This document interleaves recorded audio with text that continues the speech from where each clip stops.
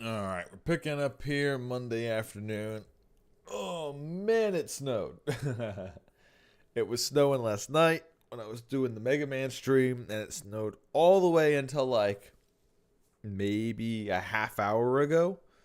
It was just constantly snowing.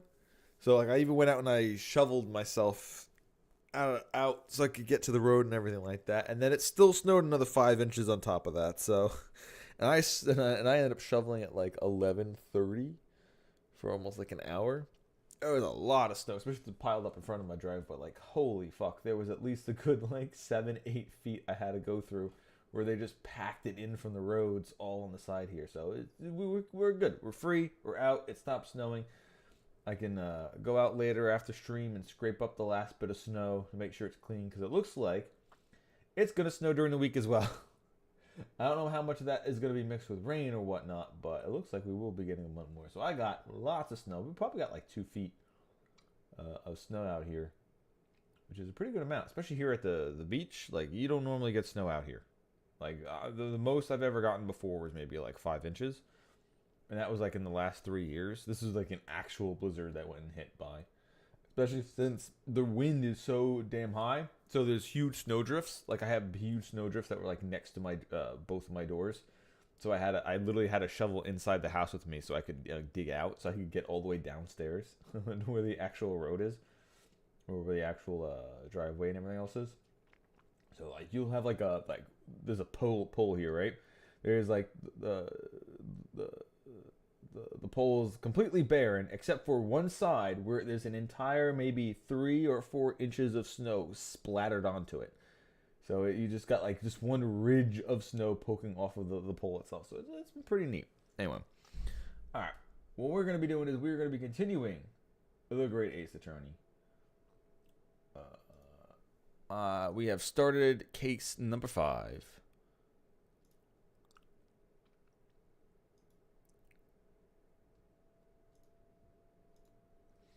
And we've gone over the idea of pawn shops and how they're supposed to work.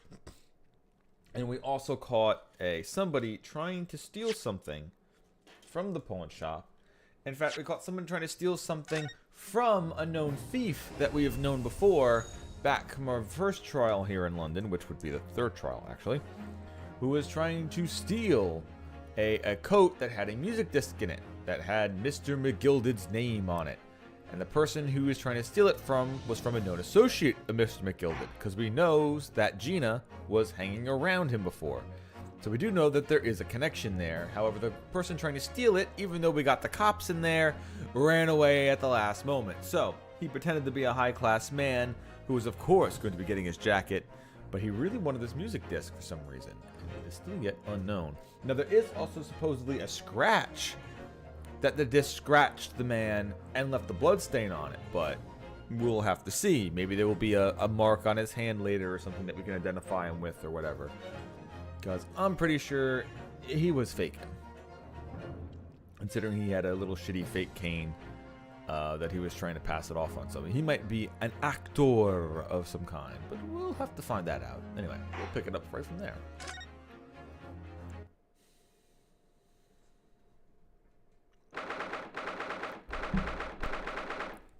15th of April, Baker Street. Say, that's why I hate grown-ups. All they do is feed you a pack of lies and they take stuff away from you. Oh, really, Mr. Lestrade? Tell me, is that overcoat keeping you warm? What? Oh my, surely you were given that. Yeah, did you let me keep it after I looked daggers at him for long enough? He went through my pockets and then said, go on then, have it, before telling me to scamper. Always pays off giving people a look like you ate them.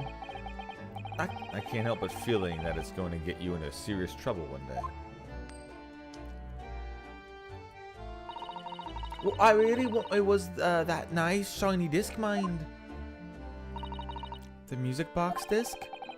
But Mr. Windibank said it was practically worthless. I think I'm gonna go and have another bash. Give him a long and hard stare. I think not, Mr. Lestrade. We shan't enter Windibanks again today. Why not? That's not fair. It can't be helped, I'm afraid. The police are investigating the scene now and taking a statement from Mr. Winterbank. But this is mine, and I had a ticket in the coat, and it was in the coat's pocket. And there should be something else and all. That's what the Rotten Cove said, ain't it? Yes, he did mention something about another article, didn't he? Well then, that's mine too, whatever it is. Now she's really pushing her luck. Miss Lestrade, I think it's time to admit defeat. You've had a haul for the day. Yeah, and it's all your fault, Sholmes. What are your plans now? Will you dine with us this evening?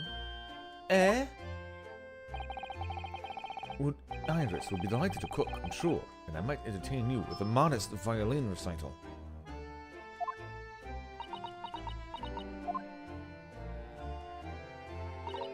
Nota. Oh, Why would I come around your place, eh? Have you lost your head or something?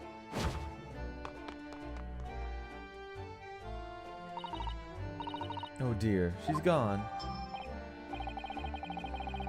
Having reviled me on quite unnecessarily, I might add. I can't help wondering if perhaps she might turn up anyway. Interesting. Once she's had a chance to calm down, I think there's a good chance she'll decide to come. Well, very well then. It informs Iris to set the pace for all potential guests at the dinner table this evening. And one more thing. I should be glad of your company later, too. Sorry? I believe I have a rather splendid surprise to show you. Oh, how exciting. What is it? You shall have to wait and see, Mr. Sato. Until then, later.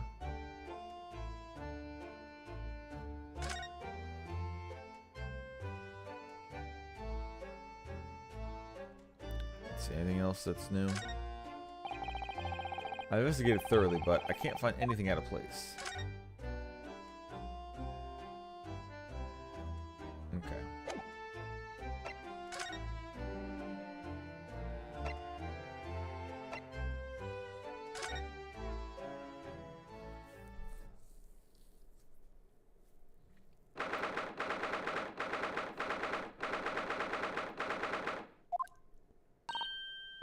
Ah, Susie and Runo, come in, come in. Good afternoon, Iris. Thank you so much for breakfast this morning. Oh, don't mention it. Goodness, look at the time already. Busy as always? I am. I'm preparing everything for dinner this evening. Already? You're obviously cooking something special, are you? Oh yes, after all, we have a special guest joining us. Guess who it is? Go on. You'll never guess. Look at those little eyes of her shiny. Oh dear. It is awkward when you already know the answer, isn't it? It's Ginny! Isn't that exciting? Oh, what a surprise. Yes, that's wonderful news. Wow, Iris seems overjoyed at the idea. I can't wait to learn some pickpocketing tips from a real professional. Oh yeah, that does sound fun. I'm not sure that's entirely appropriate. Are you, Mr. Naruhodo? By the way, Iris, what's Mr. Sholmes up to? Hurley? Oh, he's been like that ever since he got back. Hello, Mr. Sholmes. I beg that you won't speak to me. Sorry? I don't know who you are, but kindly take your leave. As you can see, I'm not here. I don't know how to respond to that. I do apologize. When he gets like this, he's completely oblivious to everything. Yes, I see. Really, he behaves just like a child sometimes, Hurley does. Mr. Sholmes and Iris have something of a parent and child relationship, don't they? Yeah, except Iris is clearly the parent here. Come to think of it, I wonder where her real parents are. What's the matter, Runo? You have ever such a funny look on your face. Oh, no, it's nothing. I know what it is. Why does this girl live with Mr. Sholmes, you're wondering? Am I right? How did you... Hee. Oh, Bruno, I can read you like a book. Ugh, this girl is dangerous.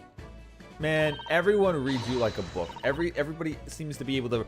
Every time you have a fucking thought that I read out loud, everybody can apparently hear it. I think it might be you, man. Don't worry, you can ask me anything. I won't mind.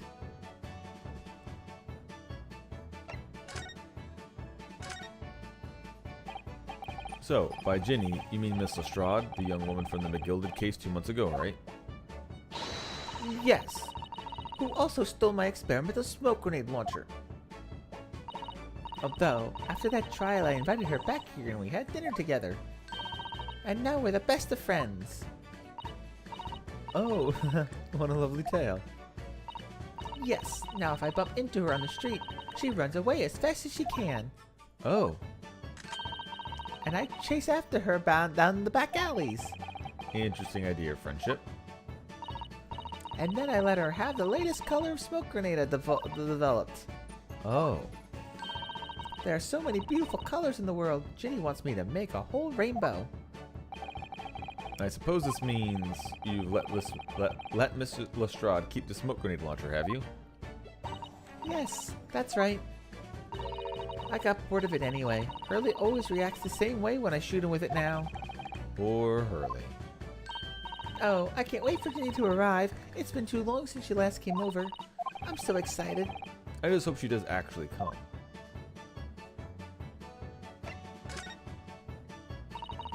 I'm sure you've been wondering why it is that I live with Hurley, haven't you? Well, that's crossed my mind. That and we're your real parents. My mummy and daddy aren't with me anymore. Mummy passed away when I was born, and at around the same time my father, well, he had to go far away land because of one of the cases he and Hurley were working on. Oh. Wait a minute. Did you say he and Hurley? Yes. Daddy and Hurley were always solving mystery cases together. She didn't mention that before. He wrote them all up in his diaries. That's what in the metal chest over there. Really? He recorded them all? So, you mean it's true, Mr. Sholmes really did have a partner with whom he tackled some of his most taxing cases? Oh, yes. I mean, it's always nice to have one, isn't it?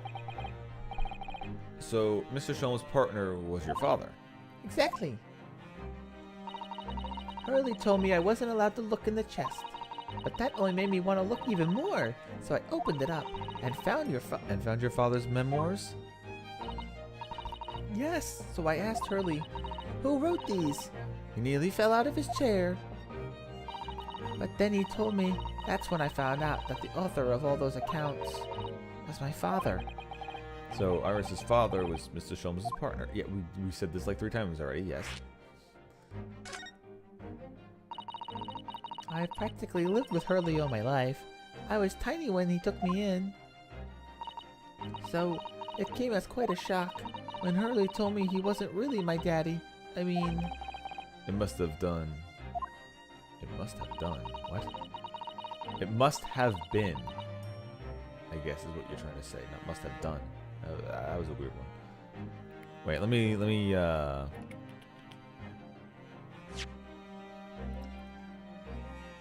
was tiny when he took me in, so it came as quite a shock when Hurley told me he wasn't really my daddy. I mean, it must have done.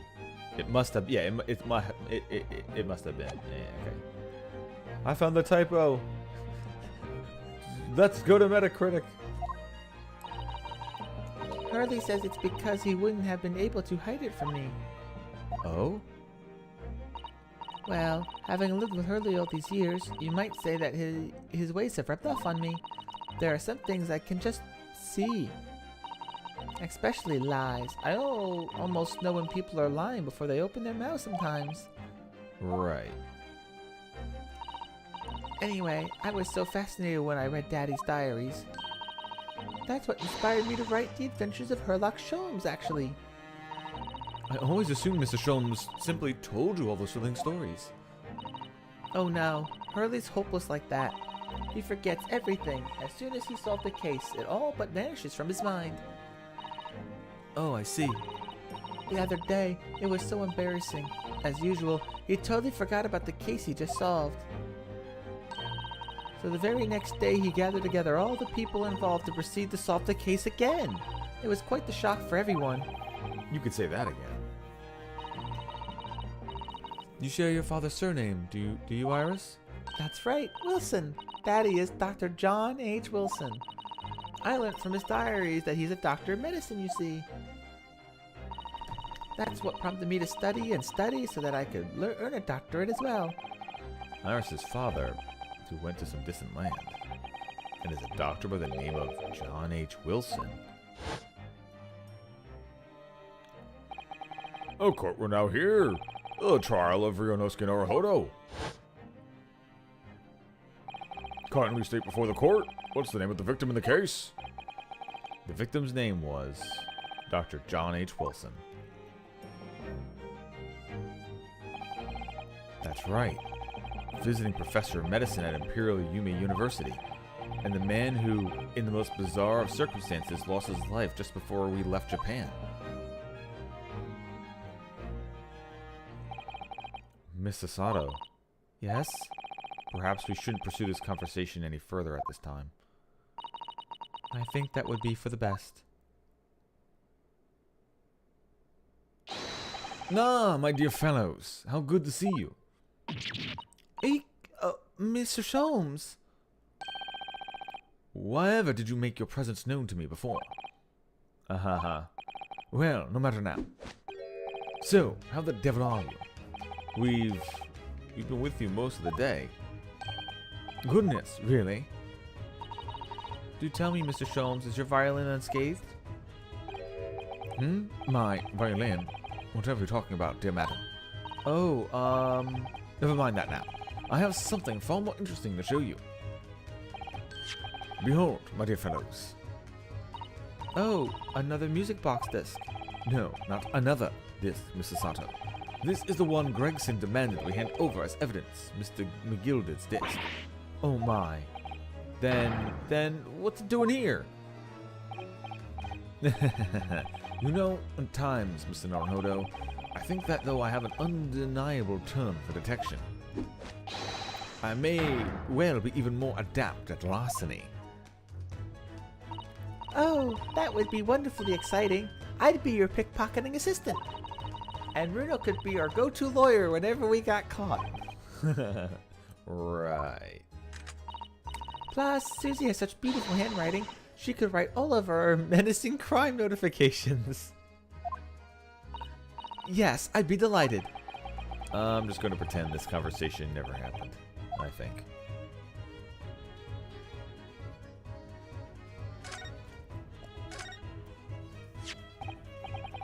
I don't understand.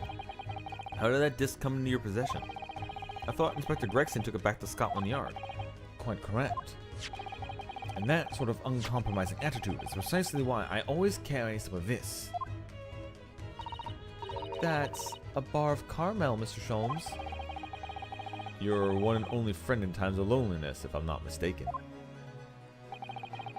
If you will humor me, my dear fellows, cast your minds back to when the good detective confiscated the disc. No, me taking that whatever it is. Gilded's down to the yard, thank you very much. So, hand it over. Oh, yes, of course. If the police demand something as evidence, my dear fellow, we have no choice but to capitulate. It's all yours, Inspector. For the briefest of moments, I had the disc in my hand, did I not? Yes. Yeah, you did. But I still don't understand. It was precisely that moment that I summoned my one and only friend into action. I pressed the disc into a pair of bars. Like this. That's amazing. The disc had all the minuscule protrusions that made an image in the caramel. Indeed, as caramel is quite exceptional. I developed it myself, you know. Suitably soft for making impressions, but resistant to melting. The result of precisely controlled solution. How extraordinary. Carrying a pair of these on one person frequently proves very useful indeed. Take a house key, for example. and simple press and its unique forms duplicated. I can enter anyone's property at will, and never without high sucrose nourishment. Yes. It sounds illegal. Yeah, this is the classic Ace Attorney bullshit. Ah, but I had a caramel bar, which I specifically used to copy things. And I have a feeling... Wait, did he say he pressed it... No, he said he pressed it between two, but he means he had two next to each other, and he pressed it down. Which means that there's going to be something on the other side of the music disc that he didn't copy. We're going to have a Indiana Jones 1 situation. From the image, I was able to create this. I confess, I was most curious to know what manner of music would arise from the disc when played.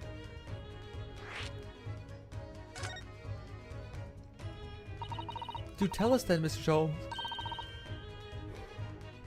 What music does the disc play? Well, unfortunately, I have no idea. No idea? None whatsoever. Are you familiar with the workings of a music box, my dear fellows? Yeah, like the guy in the shop originally told us, he has no idea what type of machine it's for. No, I'm afraid not. Goodness, you don't know, Runo? Oh my god, you don't know? You don't know how this thing works? How dare you not know how this contraption works? I, myself, as a streamer, know exactly how my computer works at every step of every moment of what it does. In fact, I know every bit of programming in my computer too. How dare you not know? You don't know? You don't know how it works? Ha! Foolish. Inside a music box, there's a special metal piece called a comb. That's what produces the sound. Small protuberances pluck the different teeth of the comb as they rotate past it, making the different notes. The first music boxes to be invented used a rotating cylinder with the protuberances on it.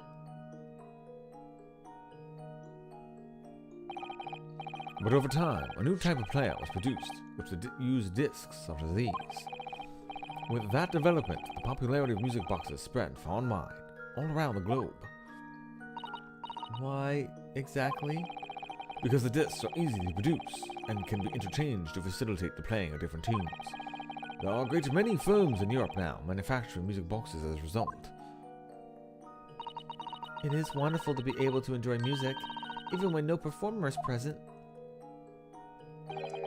But it is the very success of the invention that means we are now presented with an insurmountable problem. What do you mean? As you may imagine, the construction of one firm's music box does not match that of another, and we have no way of knowing in which music box this particular disc was designed to be played. There is no resolution to this problem, I'm afraid. It's quite intractable, except for going to every single music box and putting it in and trying to make it play. I smell oh god. What's the word I'm looking for? I smell a montage. Ah, I see. So that's why. Naturally, I tested the disc in those few music boxes I have at my disposal. But as you can hear, to no avail. The results were equally unsatisfactory in this one. So, I am presently engaged in acquiring an example of all the music boxes ever made in Europe. Every single one? That's Hurley for you, always taking things too far. But my dear girl, an unsolved riddle is quite repugnant to my constitution. But surely all the different types in Europe will amount to a huge volume of music boxes, won't it? Yes, that's certainly true. In the worst case, I shall just have to ask you to vacate the attic room. What?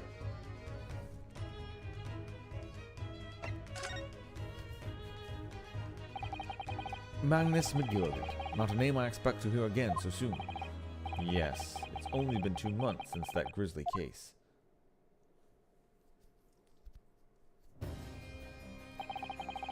Mr. McGilded perished within hours of the trial's conclusion.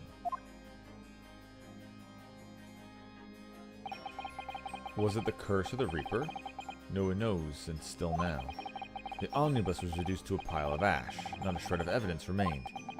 However, that was the fake omnibus, and with the man's death. Actually, no, it was they put the fake blood in there. the truth about the murder in which he was so intimately involved was buried.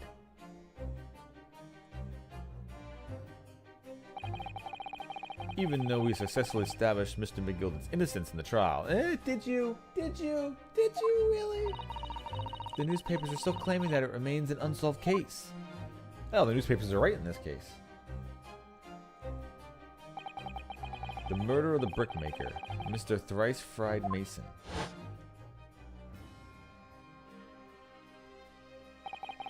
In the end, the truth of the matter remains a mystery. We still have no idea what really happened that night.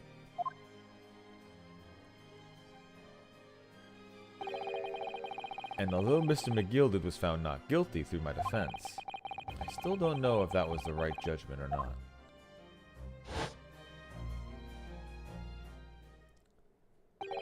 It would appear the case is not yet closed.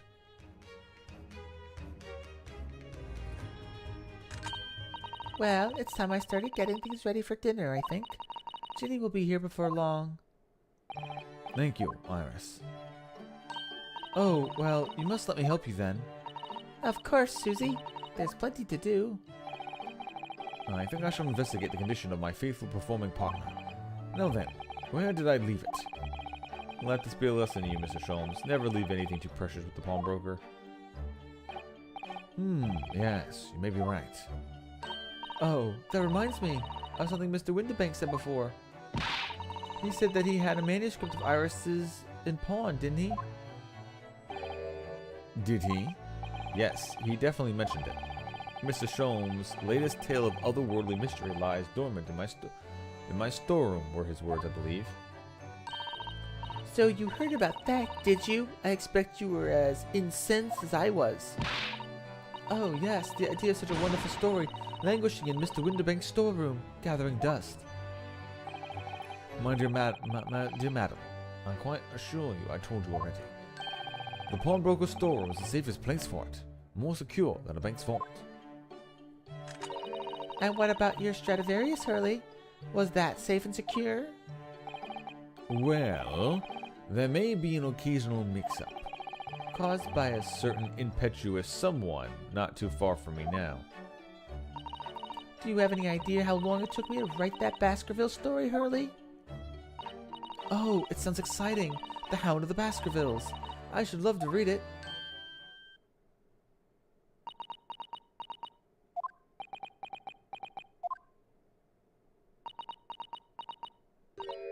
Ah. Oh, what's going on here? She knew the name of the case already. Why does it feel like an icy chill just swept through the room? Susie, what did you just say? You said The Hound of the Baskervilles. But how could you know the full title? Well, that's because Miss Sato is such a great fan of all the stories about Mr. Sholmes, of course. But Runo, The Hound of the Baskervilles has never been published. What? When I showed Hurley the manuscript, he told me that I wasn't allowed to publish it yet. I don't understand. That's why he said that he'd keep it safe until it was the right time for the story to be made public, you see. So that's why the manuscript is at Windibank's? And yet, how could Susie know what the title is? Well, Hurley, what's going on?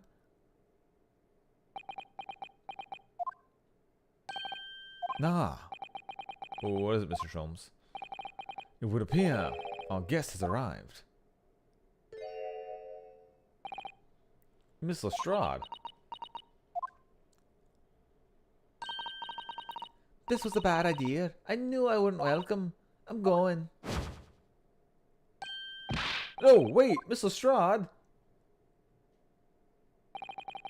We've been all eagerly awaiting your arrival. Haven't we, Iris? Oh, yes. Just wait there, Ginny. I'll have everything ready in a jiffy. Come along, Susie. Right, of course. It's a pleasure to meet you here, Miss Lestrade. Please make yourself at home. Don't stand in the doorway, my dear girl. Come along in. What say you some, Mendelssohn? I won't take no for an answer. Meddlesome it is, then.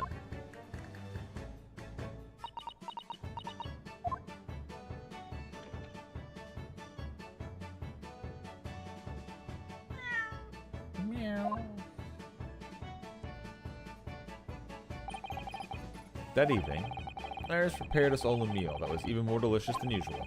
Mr. Sholmes' violin performance was in no way meddlesome, and Gina, who came, as we came to call her, taught us all how to steal things from one another without being noticed. Okay, there's no way they're not going to be doing this throughout the trial.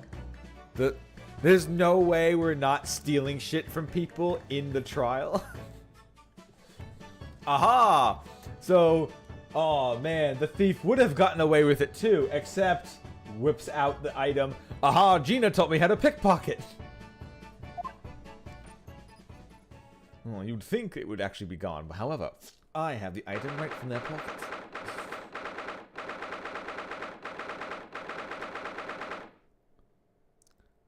So basically, she taught us how to have pretty good stealth checks so that we could go into somebody's pocket without them noticing. However, if you steal something too valuable, they might notice it. That's just how it works. Even if it's smaller, the smaller it is, even if it's more valuable, the harder it is to steal it. That was a very enjoyable evening, wasn't it? Oh, yes. Well, I was thinking more Skyrim than... Yeah. Oh, yes. Iris's cooking was truly divine. And I feel as though I can still hear the enchanting strings of Mr. Holmes' violin even now. Best of all, I could steal the glasses from his lordship's face next time we're in court.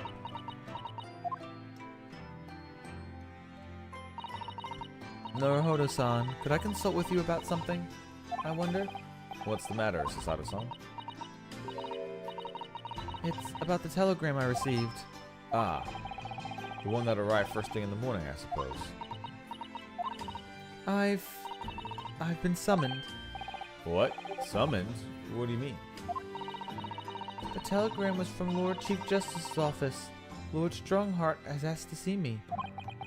The Lord Chief Justice? When? Tomorrow morning. What? Then we have to start preparing at once. Oh, no, that won't be necessary, Naruhodo-san. I've been summoned alone. Alone? What on earth for? I'm going to be the defendant in the next trial. I have no idea. I suppose you'll find out tomorrow. What's all this about? Whatever it is, it's making me feel very uneasy. I think her father probably died in Japan, is going to be my guess. My guess is her father's dead. Oh, who could that be, I wonder? Good evening, friends. Ah, Iris. Hello again.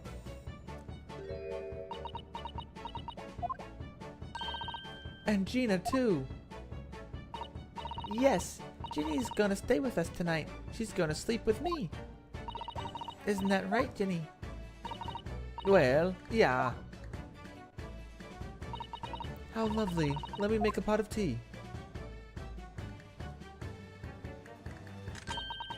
You know, I've learned so much today. Oh, what in particular? All those things Ginny showed us. Wasn't it wonderful? Ah, you mean all those pickpocketing techniques. And had fun trying them on each other, didn't we? I think I've awakened a natural talent. I could learn a living from it. You might be getting ahead of yourself a little there. So, what brings you into our humble quarters at this late hour? Well, you see, I came to return this. Wait, what?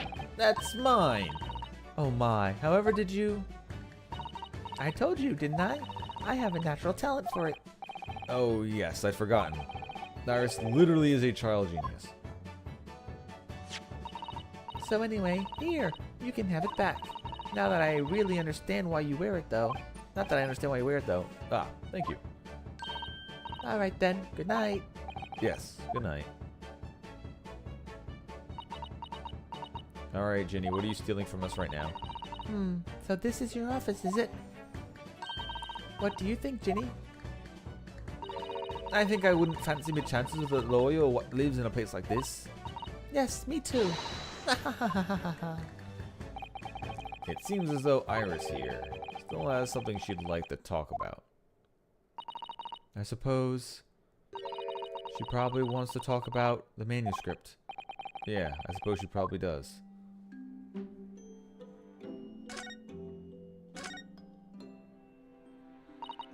Iris, I suppose you're hoping to talk about the manuscript, aren't you? Aren't you going to tell me? I'm sorry. I need a little more time, please. Alright, I understand. I hope I haven't made you feel awkward. Oh no, not at all, Iris. Not at all.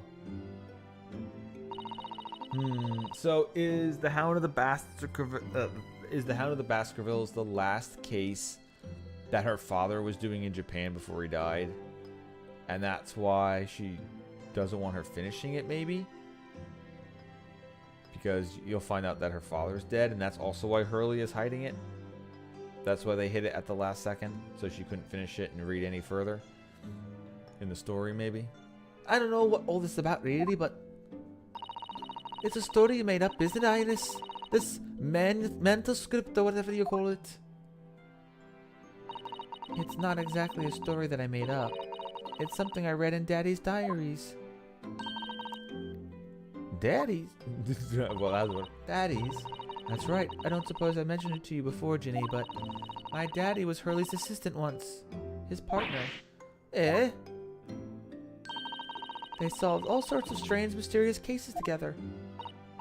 Is that right, mister? Apparently so. I was surprised as you were, though. And Daddy wrote all the details in every single case down, you see, in his diaries. So I study them and write my stories based on what actually happened. So, where is your man now then? He had to go away on urgent business to a faraway land, and he'll be gone a very long time. So, I've never really met him.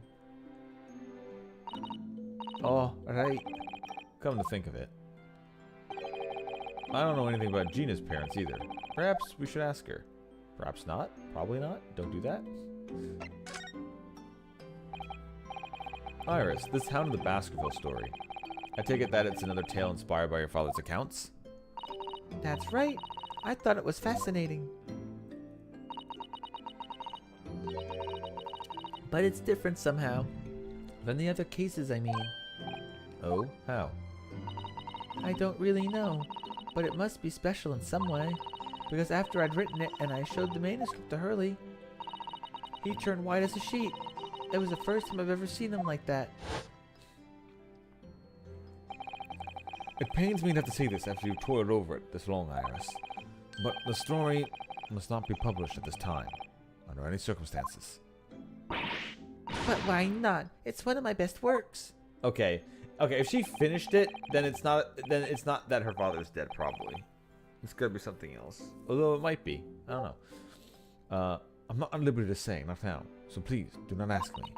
Or maybe this is the last one that her father wrote. And he doesn't want to have to explain why there's no more after this? I don't know. I don't know. It might not actually be anything about that. This might be about something completely different that, he doesn't want to say yet. But definitely Miss Sasato knows something about it. Alright then, I won't. But I do solemnly swear that I'll explain everything one day, Iris, when the time is right. And that's how the manuscript came to be with Mr. Windibank, isn't it? Yes. Really said it had to be somewhere very safe. That really gets my goat, that does. He's treating you like a child. It's mean is what it is. Keep it secrets like that.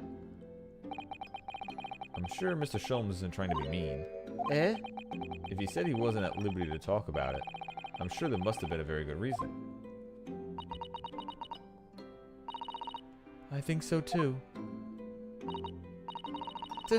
You lot are all trusting for your own good, but you can't pull the wool over my eyes. Sholmes is lying, Iris. I bet my life on it. What? Hurley's lying to me. Wow, her attitude changed instantly.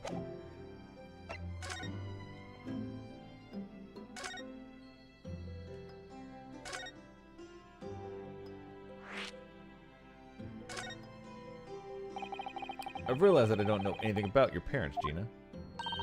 I ain't got any, have I? Never did have. Oh. Look, the East End's full of orphans like me. No one wants nothing to do with us the minute we're born, not even our mums. But we'd all stick together. The older ones look after the little ones and make sure they get by. So that's why you're a pickpocket. Nah, Divin's my life. I love it. I get a kick out of it every time I lift some pumpkin's idiot's purse. And that's how we all afford to eat. I'm like a Robin Hood, ain't I? That's how I see it. Oh, Gina. I do think about it sometimes. What it would be like to have parents, I mean. I've always thought it'd make everything right. But I haven't listened to what Irish just said. It sounds like having a parents isn't as easy either. Oh. I mean, if you know that you never had them, you don't feel like you're always wanting to meet them. It's true.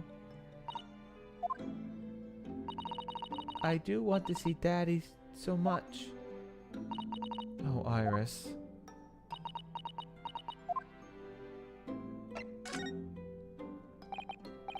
Gina, what did you mean when you said that you know Mr. Sholmes is lying to Iris? Well, he reckons he popped that mental script or whatever he writes. But come on, it's obviously a load of rubbish. Oh my, why would you think that, Gina?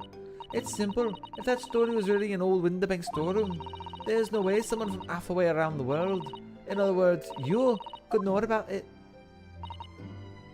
Ah. Sorry, Iris, but if you ask me, he sold it. Without telling you. But Hurley would never do something like that. No, he probably didn't actually pawn it. He probably has it on him somewhere. He just is hiding it now. Hurley would never do something like that. I'm sure of it. Nah. Grown-ups do a lot worse than that, believe me. Barefaced liars, a lot of them. And you just ain't realised it yet.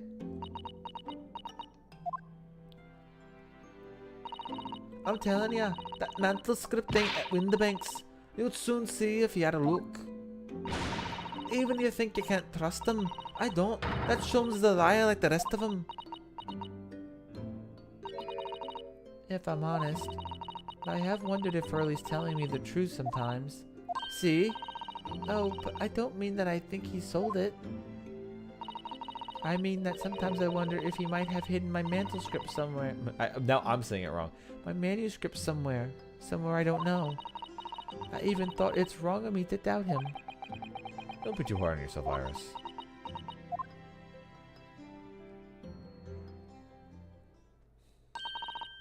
Oh my goodness, look at the time. Come along, Ginny. We should go back downstairs. Yeah, alright. And please, don't mention any of this to Hurley, will you? No, of course not. Good night then, Iris. Good night, Gina. You must let me make breakfast for you tomorrow morning. I insist. Oh, yes, please. I can't wait, Susie. Good night, then. Iris. I'm sure it's easy to forget, isn't it? Sometimes she speaks just like an adult. But deep down, she's still just a child. Well, I think it's time that I turned in for the night too, Naruhodo-san.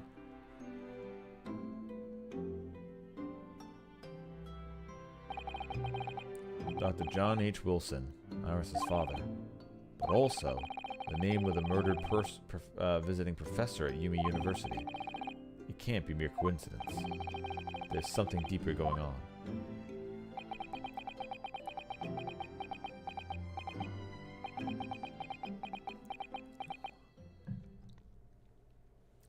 Dot dot dot dot dot dot dot dot dot dot dot. Mr. Naruhodo. Mr. Naruhodo. That voice. That's Mr. Sholmes. What's going on? It's the middle of the night. It's Miss Lestrade. She's gone. Gina? She was supposed to be sleeping in Iris's room, but her bed is empty. Well, she's an independent young woman. She probably decided to go home, no? I think not. From speaking to her before she retired, I received some distinct impression that she was looking forward to breaking the break fasting with Mr. Sato. No, I don't believe the girl has gone home. I've been waiting for over an hour now. Over an hour? Oh, if you'll indulge me. Look out of the window, my dear fellow. What's this about? Is it snowing?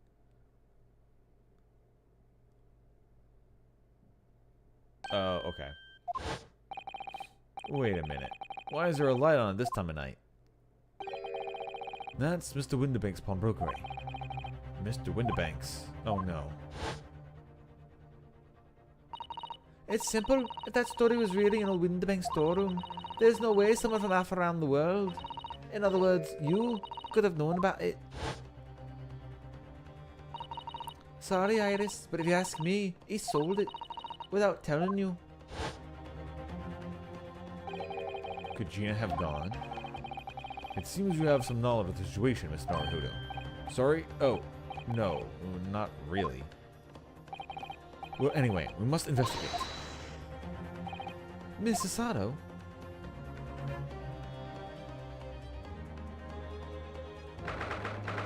16th of April, 1:14 a.m., Baker Street. The door to Windibank's is open. And the lamp is burning. It must be Gina, mustn't it? Let us hope it is nothing more sinister. What? Come, there's not a moment to lose. Clearly something's afoot inside.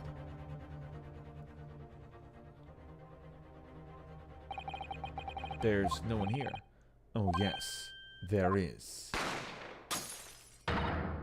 Ah! Mr. Sholmes! Mr. Sholmes! What the? Has Sholmes been shot? Leave me, Mr. Naruhodo. But after them. Right.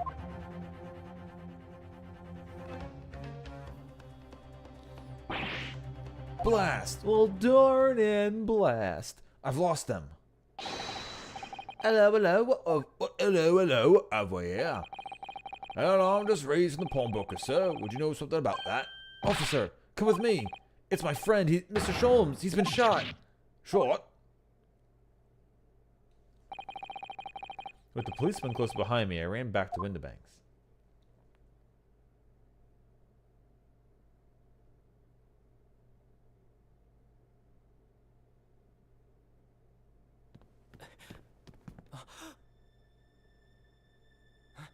Mr. Sholmes!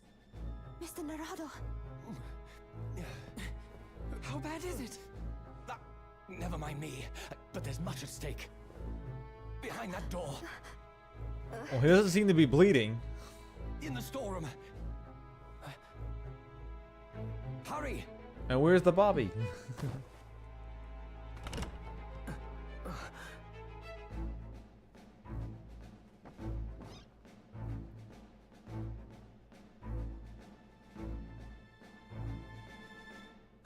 Oh, he's been shot. I can see the hole in him.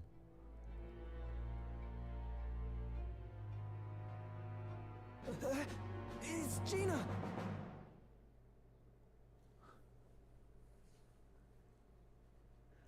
Okay, so we're going to end up defending her in court. They're going to try blaming her, even though we know there's two other individuals. I mean, the picture thing that takes a picture every half hour is definitely going to come into it, obviously. And there's probably going to be some fuckery with the date.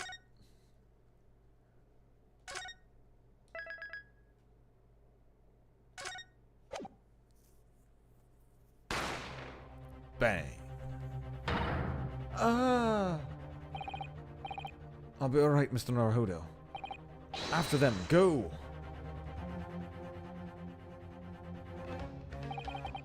Behind that door. In the storeroom. Hurry! Hurry.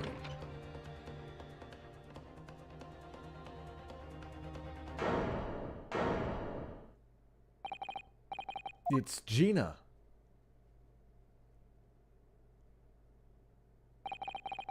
From that moment, Windibank's pawnbrokery became a crime scene. Everything that followed happened in a whirlwind of activity. The arrival of the police, the preliminary investigation of the scene, and the questioning. It was just before dawn, before I was allowed back into my lodgings at 221 Baker.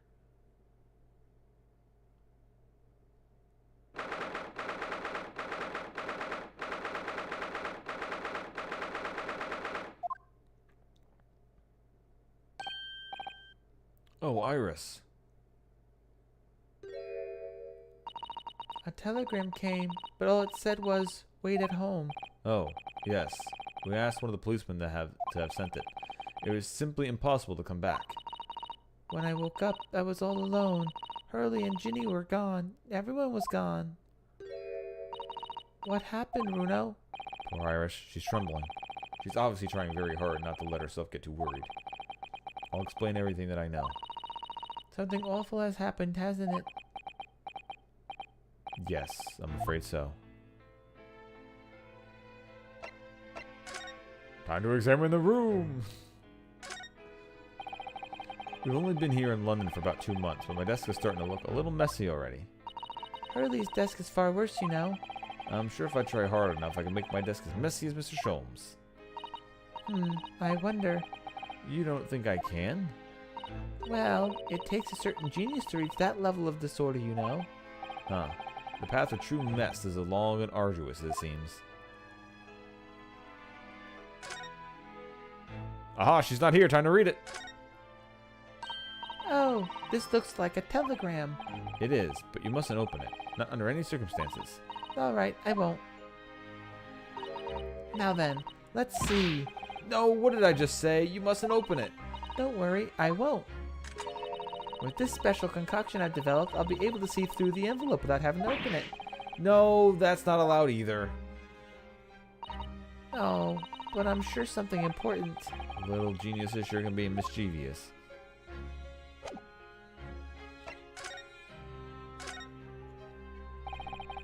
I'm sorry to have to tell you this, Iris, but Mr. Windibank is dead. Ah, He was shot. We discovered it in the early hours of the morning. oh, yes, I had a feeling. You did? Well, I saw all those police carriages pulling up outside his shop, so I knew something must have happened there. When we entered Windibank's in the small hours, we disturbed a gang of 2 thugs. They ran out into the street, and I chased after them, but they got away. So it was one of them who shot Mr. Windibank, I suppose. I don't know, but that's not what the police believe at the moment. Oh, why not? They've arrested someone else at the prime suspect, you see. Gina. Ginny, but why? Well, the thing is... No, Ginny would not do something like that. I know. None of us think she did it.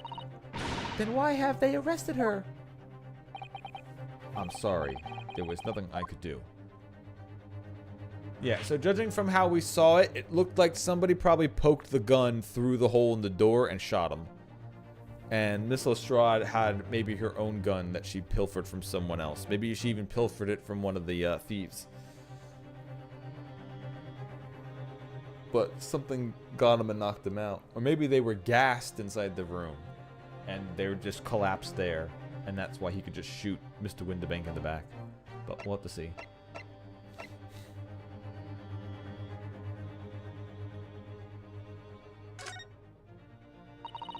So where's Hurley then? Is he still investigating the scene? He really ought to have some breakfast.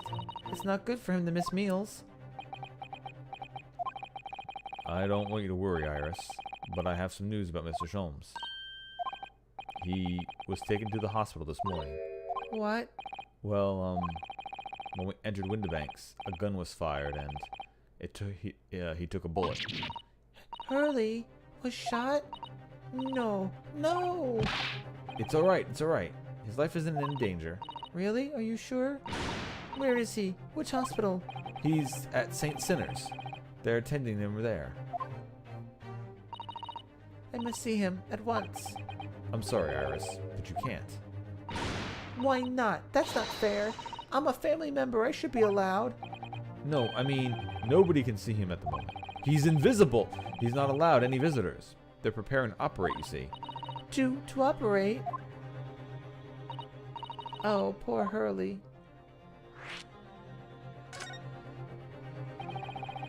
It was the two thugs who were in Mr. Windibank's shop. They shot Mr. Sholmes when we disturbed them, you see. It was pitch black inside the shop at the time. My mind went totally blank, I'm afraid. I just froze. This guy yelled Merry Christmas at me, and then I just didn't know what to do. Not for them. Go! After that, I ran out into the street, but, well, they were long gone. I shouldn't have hesitated. I'm so sorry, it's my fault. I let them get away. I think that's a very good thing. Sorry? Well, if you'd seen which way they went and chased after them, you might have been shot as well, Bruno. On top of everything else, I couldn't bear that. Oh, Iris.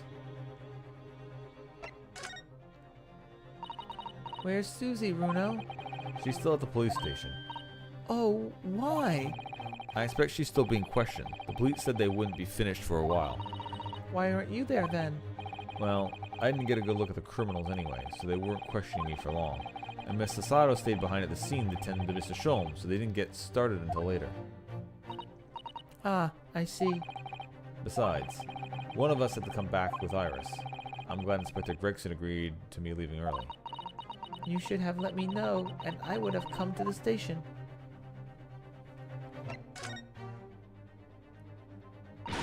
I don't understand why they arrested Jenny. It's not fair. What about the two thugs that were at the scene? Why aren't they the prime suspects? After all, they shot Hurley dead, didn't they? No, no, Mr. Sholmes isn't dead, Iris. This is all so horrible. The thing is, Mr. Windibank was found on the floor in the storeroom where he keeps the deposited articles.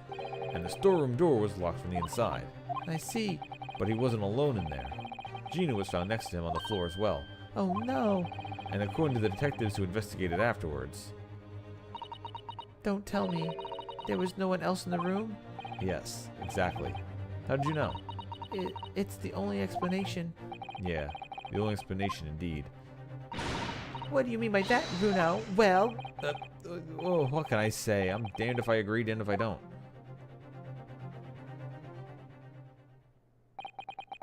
I'm afraid I'll need to go out again now, Iris. There's not much I can do at the moment. But I can at least try to find out how Mr. Sholmes and Gina are getting on. I want to go too. Take me with you, Bruno. I can't stand just sitting around here waiting. I'm not sure how I feel about taking a 10-year-old child to the scene of a murder. But I don't want to leave her all alone here either. Alright then, Iris. Perhaps you can help me. Oh, yes. I'd love to. Gina's at the prison. Mr. Sholmes is probably in his hospital bed? And don't forget that we have to visit the crime scene. We need to conduct a thorough investigation. Ah, I can see you're ready for action. I imagine Iris would appreciate going to the hospital sooner rather than later. I thought we literally were not allowed to see him because he was going in surgery. Now suddenly, yeah, what are you waiting for? Just go visit him.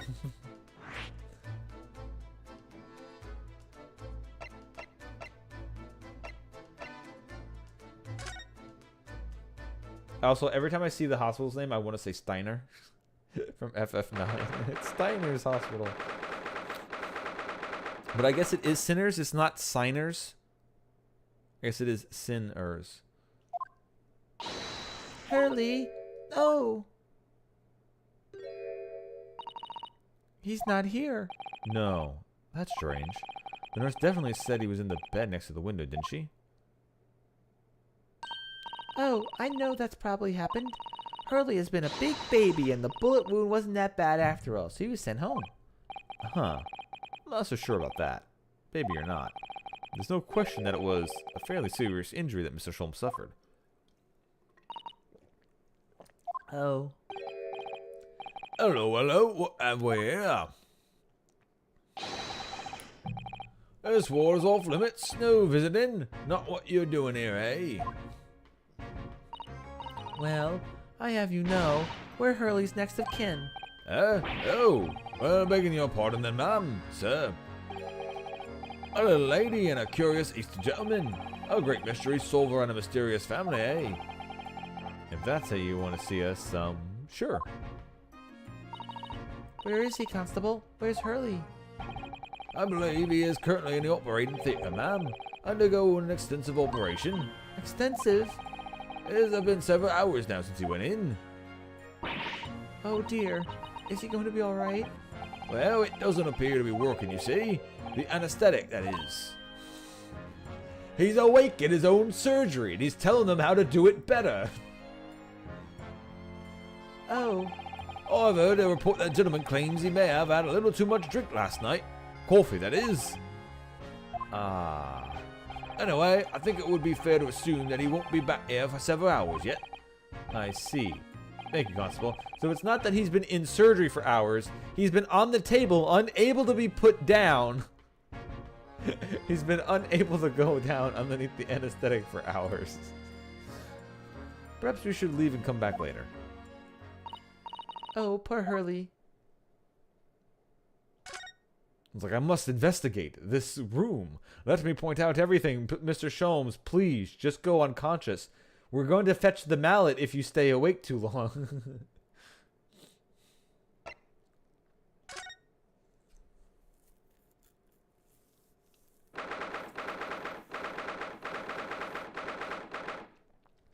(16th of April), local prison cell 13.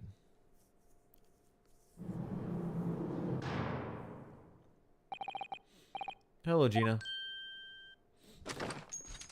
Why does she have the smoke gun in the prison cell? Oh, you still have the grenade launcher Hurley and I made. I wish you wouldn't point it at me all the time, though. What are you here for? Ginny? I have a feeling it's because of us that you've ended up in trouble. So we were thinking that we might be able to help you. Well, you can't. Sorry?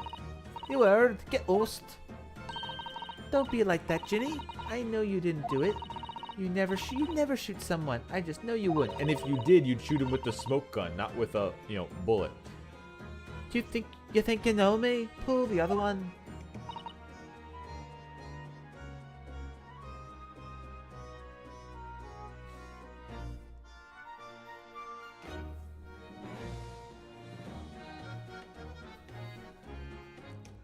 Oh yeah, when they put you under, yeah. I know when I had my wisdom teeth taken out, it was just kind of like, all right, bye guys. It wasn't like I need to stay awake as long as possible, like you were trying to do. It was more of just like, nah, I'm out. I'm taking my I was already I was sitting there on the in the chair, like it's already gonna be like a nap time anyway. So I was already like half falling asleep anyway, like, all right, I'm gonna go to sleep. And then you awake later, and you're like, oh yeah, it's all over. And you're like, oh shit, yeah. You ain't got the first idea about the likes of me. I'm a thief. I pinch people's purses when they're walking down the street. That's how I get by. And if I saw me chance, I'd sneak into a pawn shop any day of the week. Just to see what I could lay my hands on, get it? But Ginny, I'll be in court tomorrow, they said. Some cove came by before and said that they have a lawyer for me or something like. Said it was my right or something. But I told them to get stuffed. I don't need no lawyer. I don't need no one. She shouldn't be staring at me anymore, obviously, if she tried. She couldn't be staring at me anymore, obviously, if she tried. Why are you being like this, Ginny?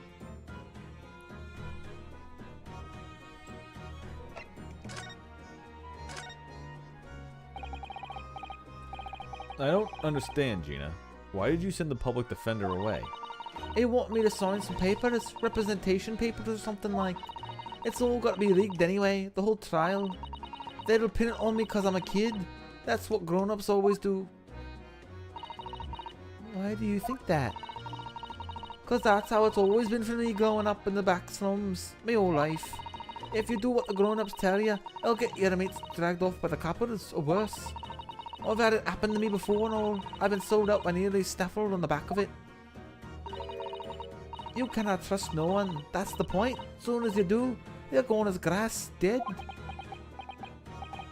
Gina, Listen, if you like, in tomorrow's trial, I could... Forget it! Ginny, don't you trust Bruno? Nah, I don't. Look, I'll ask you nicely now. Just leave me alone.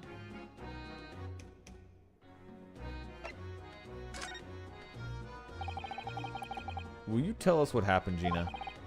Last night at the pawnbroker's. There's nothing to tell. I figured it'd pay me, so I broke to the place and started going through the storeroom. But the old bloke walked in on me, and you know how the rest. But why, Ginny? Why would you do that? Ain't it obvious? The place is full of stuff I could sell for a shilling or two. Diving ain't easy, you know. It's a lot of work, and half the time you don't even get nothing. Is that really why you broke into the place? What? Are you sure the true reason wasn't something else? Oh, give it a rest. What'd be the point anyway, eh? Nothing I could say would make a blinding bit of difference. Please tell us, Ginny. We'll believe you, whatever it is. Believe me. Don't be daft. You can't believe nothing. Everyone tells lies all the time. And you know what? When it comes to liars, I'm the biggest of the lot.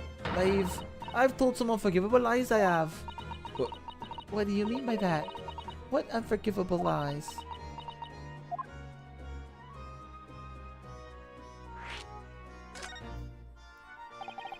What do you mean before, Gina, when you said you were the biggest liar of the lot? Why don't you tell us what these unforgivable lies you told are? Maybe we can help. Sorry. We're out of time. They're gonna want to question me now. Ginny, please. Oh yeah. I wanted to give you this. Something to remember me by. Nope, time to add this to evidence. A photographic print of a really adorable cat. I found it in one of the pockets on his coat, and there ain't no point in having it. I wonder what a little photograph like this was doing in a pocket of that overcoat. Anyway, don't bother coming again. Bye. Oh, Ginny. The white cat photograph has been entered into the court record.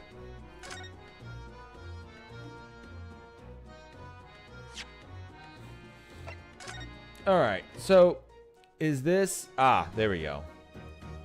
I was going to say, this isn't the cat from our thing, because it's pure white, unless it's covered in something making it look white. But it's just a white cat in the snow, and here's the real thing. There we go. It's the back of one of the deposit slips. Date deposited 13th of February. Article deposited 1 small box. Loan amount paid 10 shillings. Redemption deadline 13th of April 9 p.m. Okay, so is this the box that had the what does this say?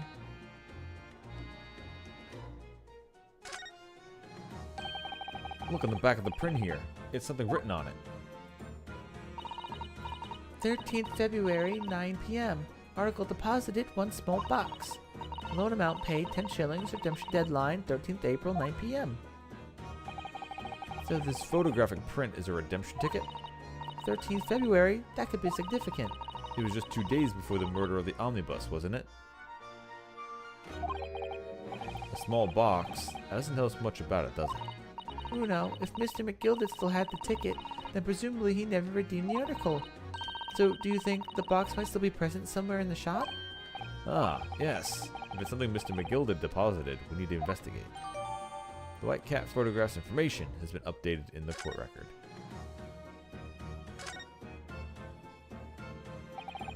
Mr. Windbake appears to have used the back of this photograph to write out a redemption ticket. He's written it very neatly, but still, perhaps he ran out of paper. He had to use anything he had in hand. In receipt of the above mentioned article, or... So this picture is meant to be the image of the redemption word, I think, right? The secret word. but it's not an actual word, it's an image. In receipt of the above mentioned article or articles. It's hard to know what front and what's reverse side now.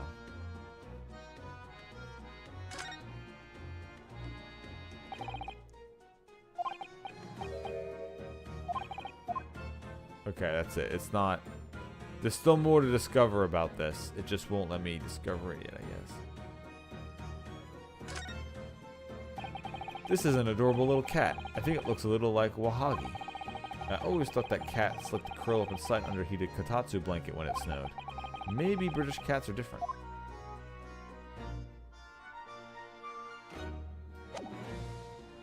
Okay, so they are even saying it looks like the cat. Okay. Maybe the cat has some colored paint on it, making it look different. Yep. Enjoy your dinner, Stormpike.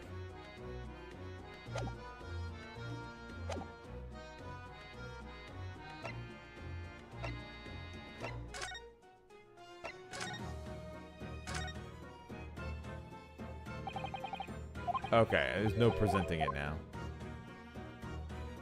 I can't show this to Gina and ask her about it.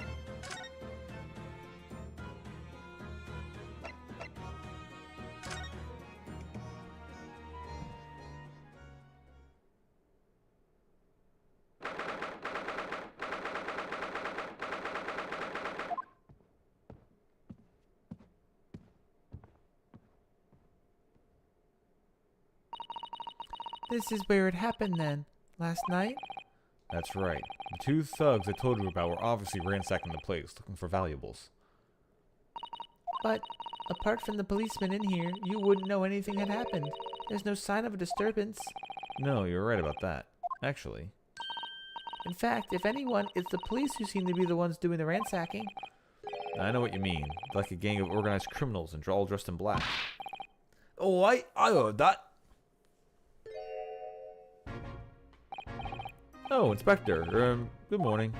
I suppose I ought to thank you for your vigilance last night. We got to the scene before it was disturbed, at least. Shame you let the two rogues get away, mind. Yeah, I'm sorry about that. I thought you assigned extra men to the beat around here, Gregsy. Now look what happened. Hurley's been injured because there weren't enough police on duty. Oh, your ladyship? No one told me you were coming. I expect you to take full responsibility for what happened to Hurley and see that he has the very best medical care. Of course, your ladyship. Our very best doctors in the capital are attending to him as we speak. And I don't think it's Runo's fault that the rogues managed to get away, is it? Chasing criminals is the police's job. Absolutely, your ladyship. As you say, ma'am, as you say. The gent in black is totally blameless. Everyone's in agreement about that. Would you believe it? It's like a completely different person with Iris. Talk about a personality change.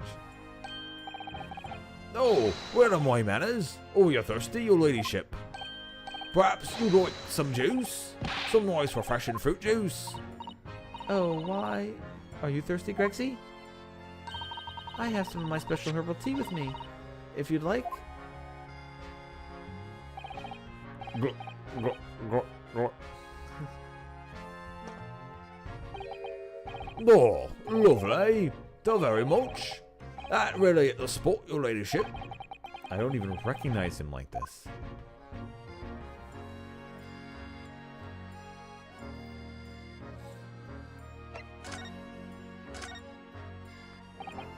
So, how's the investigation going, Inspector?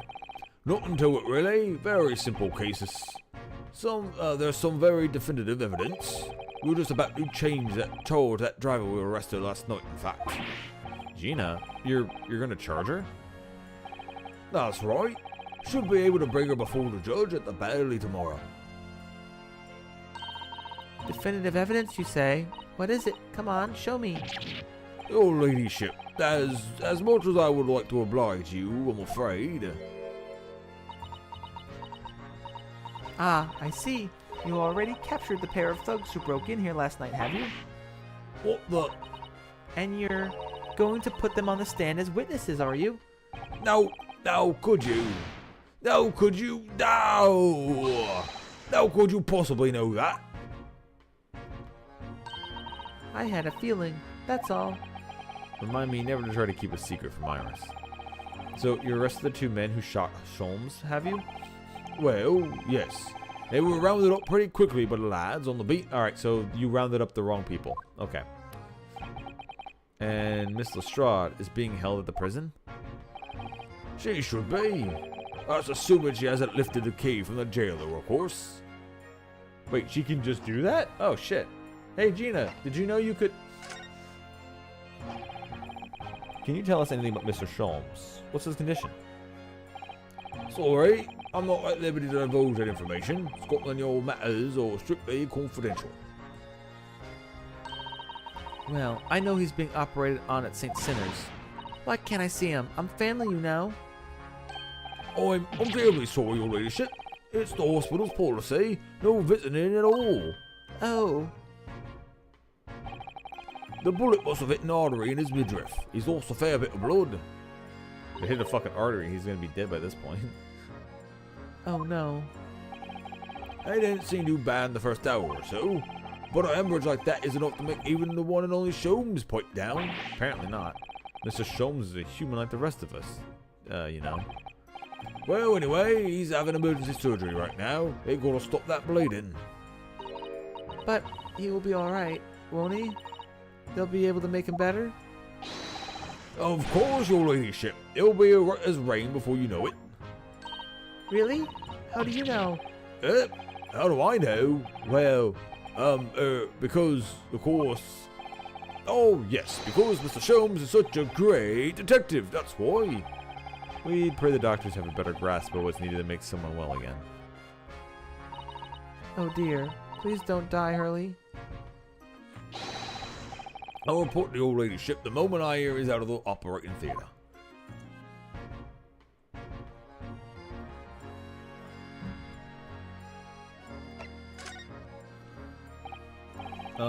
I couldn't help noticing, Inspector.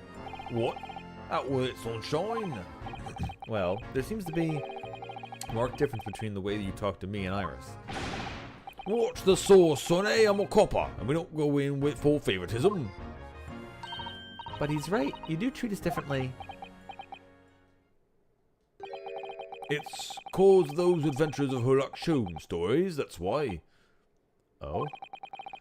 I crop up in 'em, don't I? Inspector Tobias Gregson. Oh, well, yes, because you're an acquaintance of Hurley's. What did you write about the inspector, Iris? I don't remember, really. It was one of Sholmes' lines. Gregson is the smartest of the Scotland Yarders, is how he put it. Oh, did I write that? And you know what that line did for me, eh? The very next month, my pay doubled.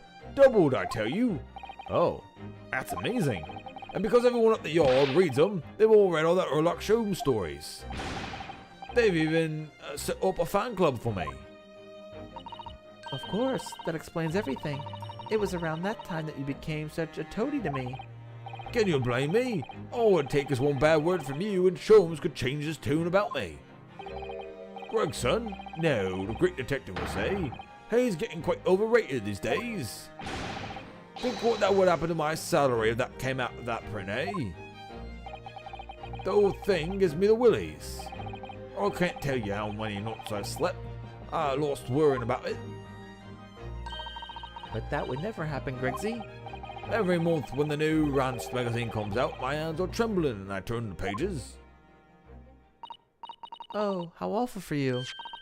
Here, have some of my tea to settle your nerves. Gluck, gluck, gluck, gluck, gluck, gluck. Oh, lovely. Thank you very much. That really hit the spot, your ladyship. Teetotal? Oh yeah, there's something I was supposed to talk to you about actually, Mr. Naruto. Yeah? What is it? Oh, I've got an important message for you. I clean forgot about it till now. An important message. I wonder what it could be.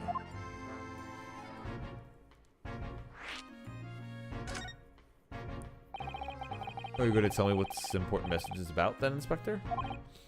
Yeah, it's about the old lady who normally by your side, your assistant. Dear Susie, is she alright? She's at the station, isn't she? Being questioned, I believe. Nope, not anymore. She had to head off. Head off? Where? The Lord Strongheart's office, of course. They summoned her. Ah, yeah, of course. I've forgotten about that. One of the Whipstocks took her there in the yard carriage after we finished questioning her. What she asked us to tell you she didn't have to fare for the return journey to go and meet her there. She's got a nerve using Scotland Yard as a bloomin' messaging service. I see. Well, thank you for passing that on, Inspector. Why did Susie have to go see the Lord Chief Justice? She didn't tell me. But I better head over to Lord Chief Justice's office to fetch her straight away. Because I don't think I'm going to get to examine. I've investigated thoroughly, but I can't find... Oh, I didn't click on the right thing. That's what... Alright then, let's see what we can uncover. Oh, hey, what you think you're doing, Sunshine? I can't touch anything in here. Oh, but we were hoping to investigate. This is a crime scene, for Pete's sake. No touching. That's the problem, Gregsy. Runa's a lawyer, you know that. Oh, I'm ever so sorry, your ladyship. Ever so sorry. The rules and regulations are a thought on my side. Of course, that Mr. Naruto was to have been properly appointed by the accused. That will be another matter. The accused. If you could show me some representation papers, I'd be only happy to let you nose around. Did you hear that, Runo? You need to sign some representation papers. It looks like presenting the detective here with the correct paperwork is the only way. Okay.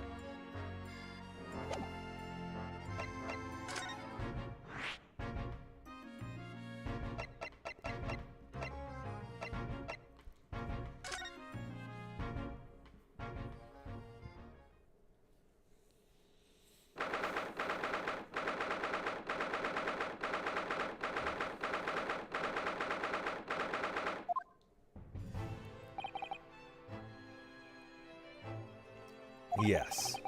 No matter how many times I come here, I always get the same sense of oppressiveness somehow. Do you think the place is oppressive? I think it's normal. How so? I mean, look at that suit of armor over there. You can't take that seriously, can you? Maybe it thinks the same about you. So everything is clear with regard to tomorrow's arrangements, I trust. Yes, thank you very much. There they are, Sasada-san and Lord Strongheart. I wonder what they're talking about. They both look very serious. Very good. There is nothing further to discuss. You may return to your lodgings. No doubt you have much to do in preparation for your return to your homeland. Wait, what did he just say? You return to your homeland? Sato-san? Huh?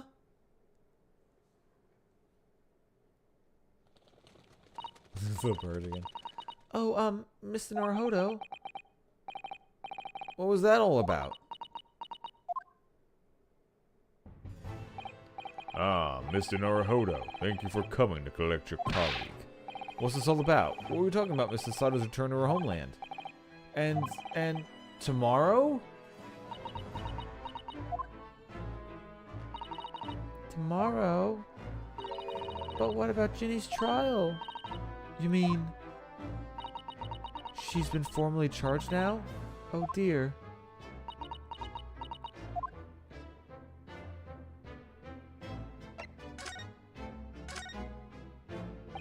Mrs. Sato, what's all this about? Oh, please don't concern yourself, Mr. Naruhodo. It's only me going back to Japan. Your life here can continue just as it has. That's not what I asked. What happened? Why are you leaving? It's my father. He's fallen ill. Oh no. Professor Mikotoba? If I may, Yes, sorry? you must be the defendant. Ryunosuke Naruhodo, I believe. Yes, that's right. My name is Hyujin Mikotoba. I'm a professor of forensic medicine at Yumi University. We received an international telegram for the Empire of Japan informing us of the news. 10 days ago, Father collapsed with a fever, in cases apparently unknown, and it seems he grows weaker by the day. I don't believe it. As you are aware, the voyage from here to your country's capital, Tokyo, takes some 50 days. I thought it would be prudent to hasten Mrs. Sato's departure as much as possible. Yes, absolutely.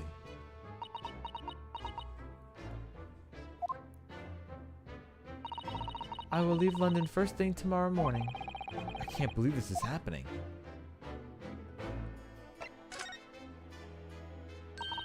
So Gina has been charged? She'll have to appear in court. Yes, she's formally charged a few hours ago, and the date of the trial has already been set for tomorrow. No, not even 24 hours later?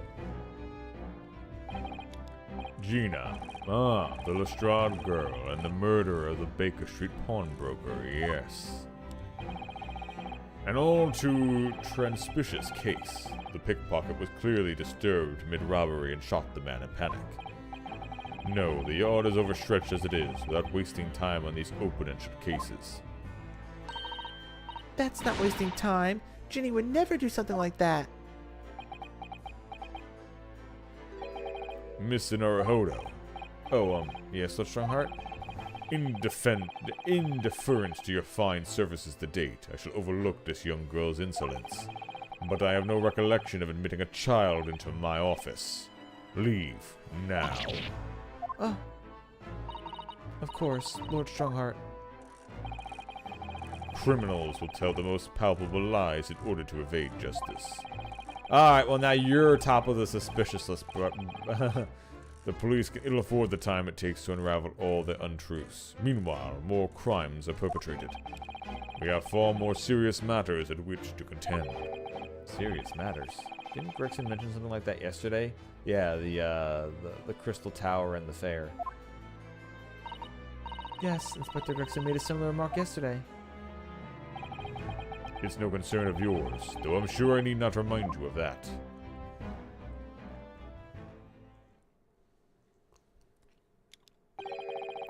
"3 minutes precisely until my next meeting. You must excuse me." There's just one more thing, Lord Strongheart. Which is? It's Miss Lestrade's trial. I wonder if you might permit me to defend her. A timely suggestion. Sorry? The girl currently has no representation. But that's not fair. She may be a pickpocket, but she still deserves a fair trial. Do not misunderstand me, young lady. The government provides for those too poor to afford the representation with a public defender. The accused need only sign the relevant paperwork, and the defense barrister will be assigned to the case.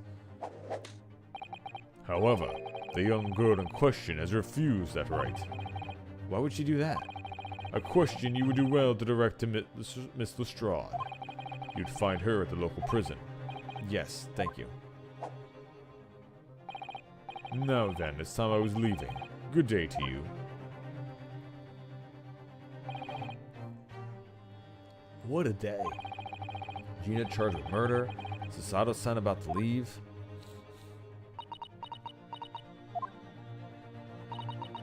Come, Mr. Naruhodo. Iris, we must make haste. But, Susie, you're leaving for Japan tomorrow morning, aren't you? Don't you have packing and things to do? As Mr. Naruhodo's judicial assistant, my personal circumstances are of no consequence. My sole purpose remains to help you in whatever way I can. Thank you, Mrs. Sato. And that's a very pensive look. I think we're going to visit Gina first. In any case, we should go visit her well before I leave. Yes, that sounds like a good idea. Let's go. If I'm honest, this has completely thrown me off. I'll just have to do what I can. As a lawyer.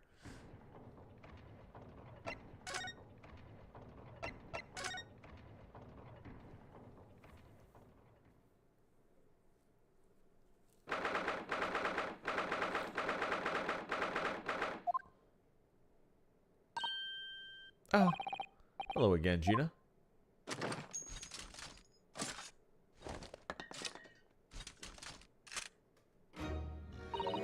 Well, you're not here for now. I have to muzzle that grenade launcher shoved in our face. To have the muzzle of that grenade launcher shoved in our faces yet again, obviously. I think I need to improve the way you load ammunition into that thing, don't I? Look, you can come as many times as you like, but I ain't got nothing more to say to you.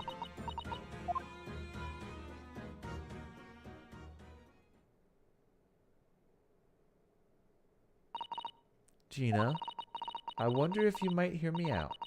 There's something I'd like to say. What? I'm sorry to say that I must reluctantly bid you farewell. Eh? Farewell? Tomorrow, I must begin my journey back home to Japan. I fear we may never meet again. Oh! Right. I've had the pleasure of meeting so many lovely people here in London. I have so many wonderful memories. And yet, as things stand now, it will be a glum parting indeed. Poor Iris is so miserable. Susie. Well, that ain't my business.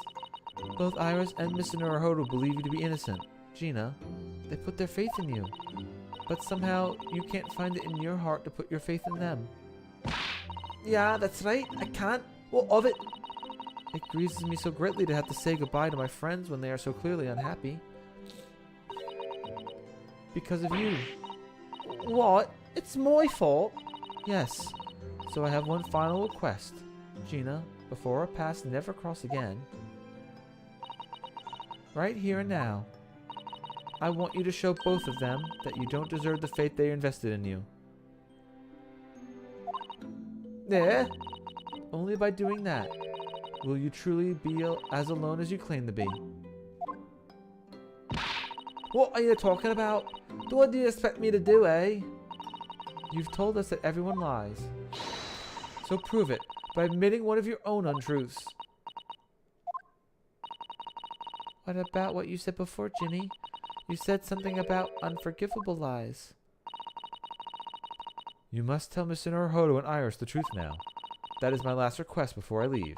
My last request as a judicial assistant. No, I can't. Whatever lies these are, they're obviously weighing very heavily on Gina's mind. Gina, I could be wrong, but is it something to do with what happened 2 months ago? Something about that trial? The one in which Magnus McGilded was acquitted. The case that mysterious murder took place inside the omnibus. You were called as a witness by the prosecution. Is that what this is about? Yeah, you're right. Because in that trial... What the fuck? What the hell fell? One second. What the hell?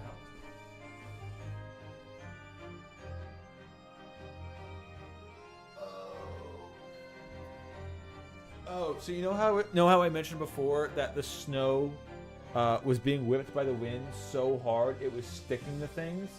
Well, a lot of it was blasted onto the side of the house, and it keeps falling off, and that's what I keep hearing. And I saw something falling, like someone threw a snowball at like the window, but like no, it was just plastered onto the window before, and it sloughed off and hit the ground. That's what's been going on. I lied. I lied like you wouldn't believe. Will you tell us about it now?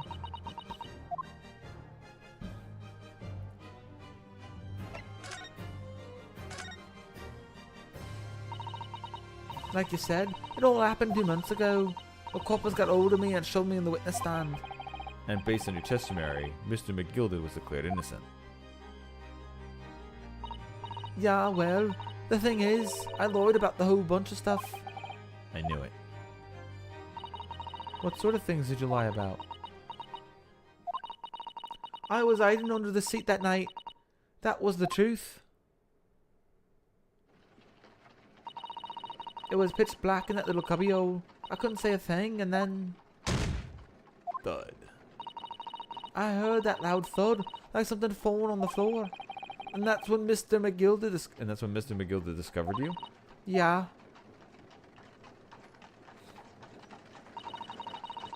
He pulled me out from under the seat and sat me next to the dead man. They weren't much like the sea boy, but when I looked at me hands, he had cut. They weren't much like the sea boy, but when I looked at me hands, I had the cove's blood all over them. I was so scared, I couldn't even speak. You had his blood on your hands? In other words, it was Gina that the witness saw on the roof deck through the skylight. Then Mr. McGilded started asking you questions, I suppose. Who you were and why you were hiding under the seat. Yeah, he did. Only, that's not all. What do you mean? I mean, he threatened me. Threatened you how? He made me swear about what I'd seen and what I heard. And about what we was going to do after the cove was found dead. He made me swear I wouldn't tell no one about any of it. If I did that, he said he could let me scrape her before the coppers showed up.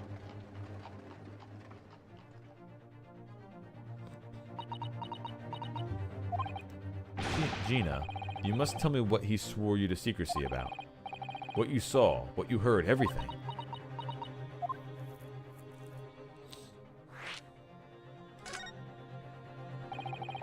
You said Mr. McGilden made you swear not to tell anybody what you saw. But you were in pitch black compartment under the seat the whole time, weren't you? Yes, with Mr. McGilded sitting above your head, if I remember correctly. Yeah, that's true, but it was when I heard the thud of the cove hitting the floor. I let a little scream, you see, couldn't help it. Mr. McGilded heard that and dragged me out by my arm, and that's when I saw it. It was on the floor next to the old geezer that had been stabbed. A disc, all bright and shiny. A disc? Do you mean? Yeah, that's it. The one that the one what we took off me at Winterbanks. So the music box disc was there on the floor of the omnibus. Not for long. McGill had spotted it straight away. He picked it up smartish and stuffed it inside his pocket. So that disc was in the omnibus 2 months ago at the scene of Mr. Mason's murder. And the bog trotter told me I wouldn't to mutter a word of it to no one.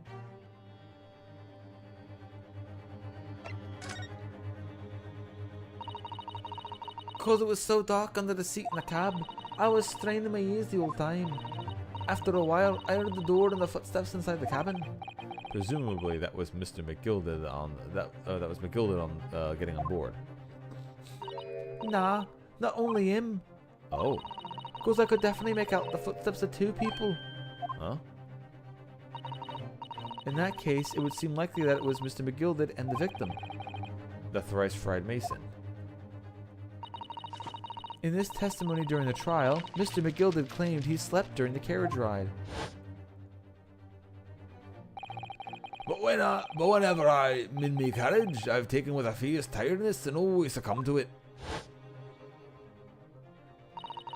And your own testimony, Gina, supported his.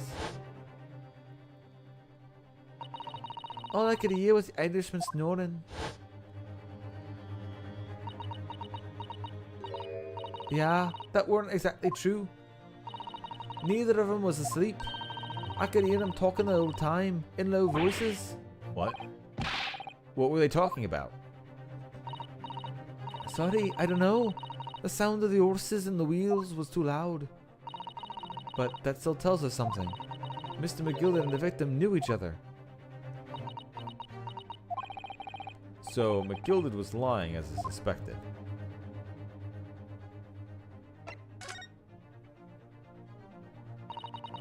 I knew it wasn't going to take long before someone raised the alarm and the bloke had been killed.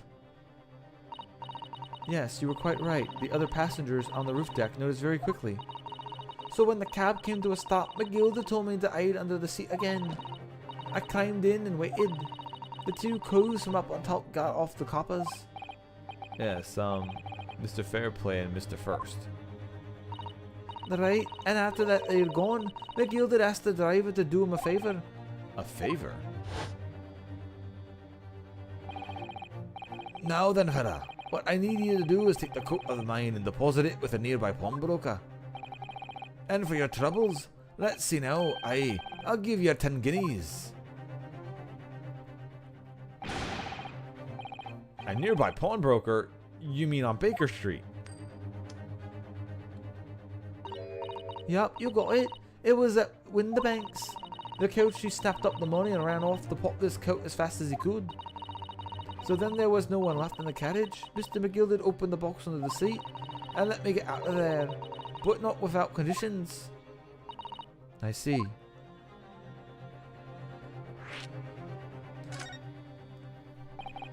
What were Mr. McGilded's conditions then? For letting you go free, I mean.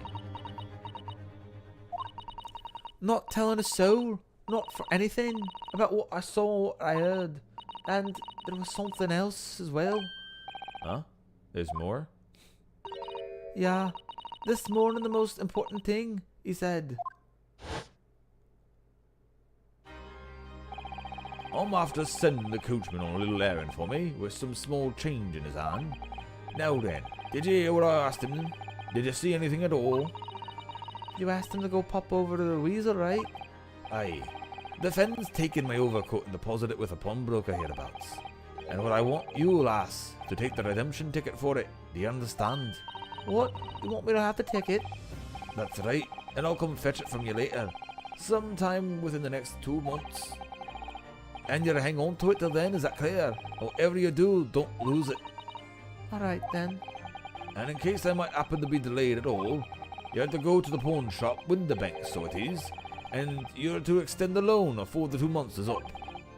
If you forget, the article will be forfeited and the old Finn can come along and buy it. Any old Finn can come along and buy it. Eh? But what, I ain't got that kind of brass.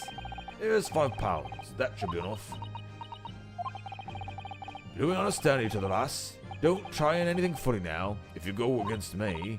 Yeah, I get it. Good. And one more thing. In a few days from now, you'll be visited by the police, I have no doubt. The coppers? Aye, they've come asking you to take the stand in court to testify as a witness. So let's just have a wee chat about that, shall we? What is it that you might say, and what is it that you won't?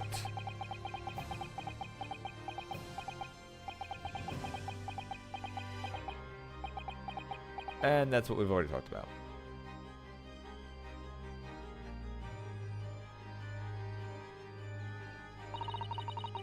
After we'd gone all over, I packed it. Got as far away from that as I could. I did the pawnbroker's ticket in some bushes near the scene. I went to fetch it the next day once it got dark. So McGilded planned it and coerced Gene into giving false testimony.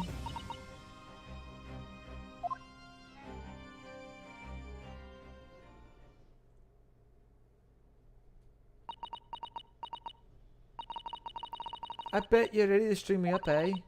I lied. In that big old courtroom, I told some corkers.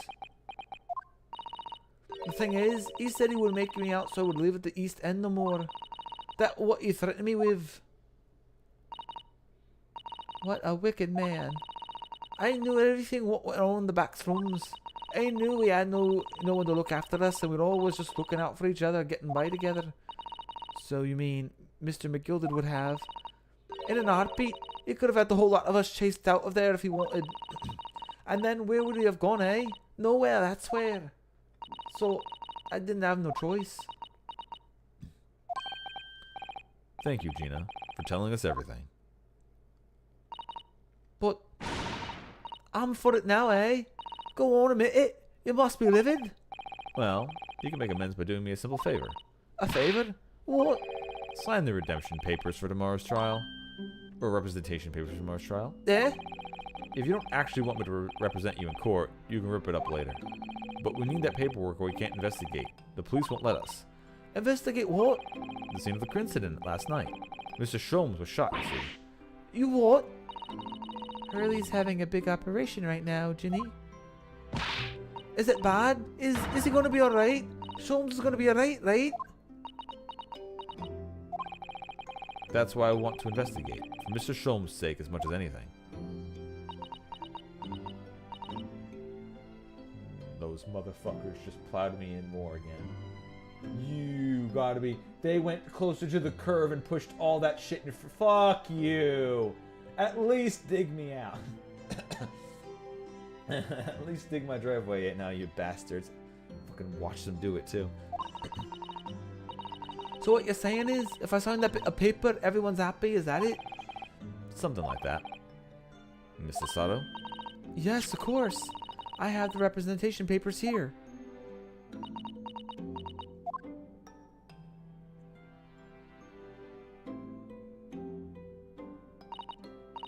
I don't need no one to stick up for me though. No lawyer or nothing.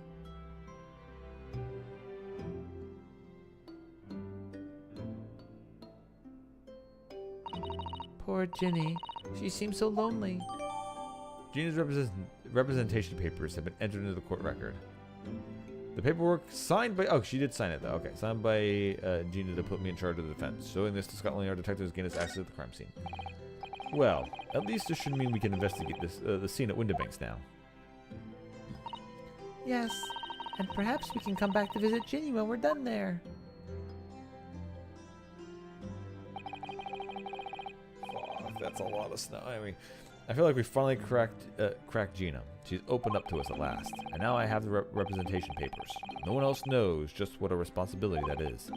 Anyway, for now it means Inspector Gregson can't stop us investigating at Windibanks. Although, something tells me he's not going to be happy about it.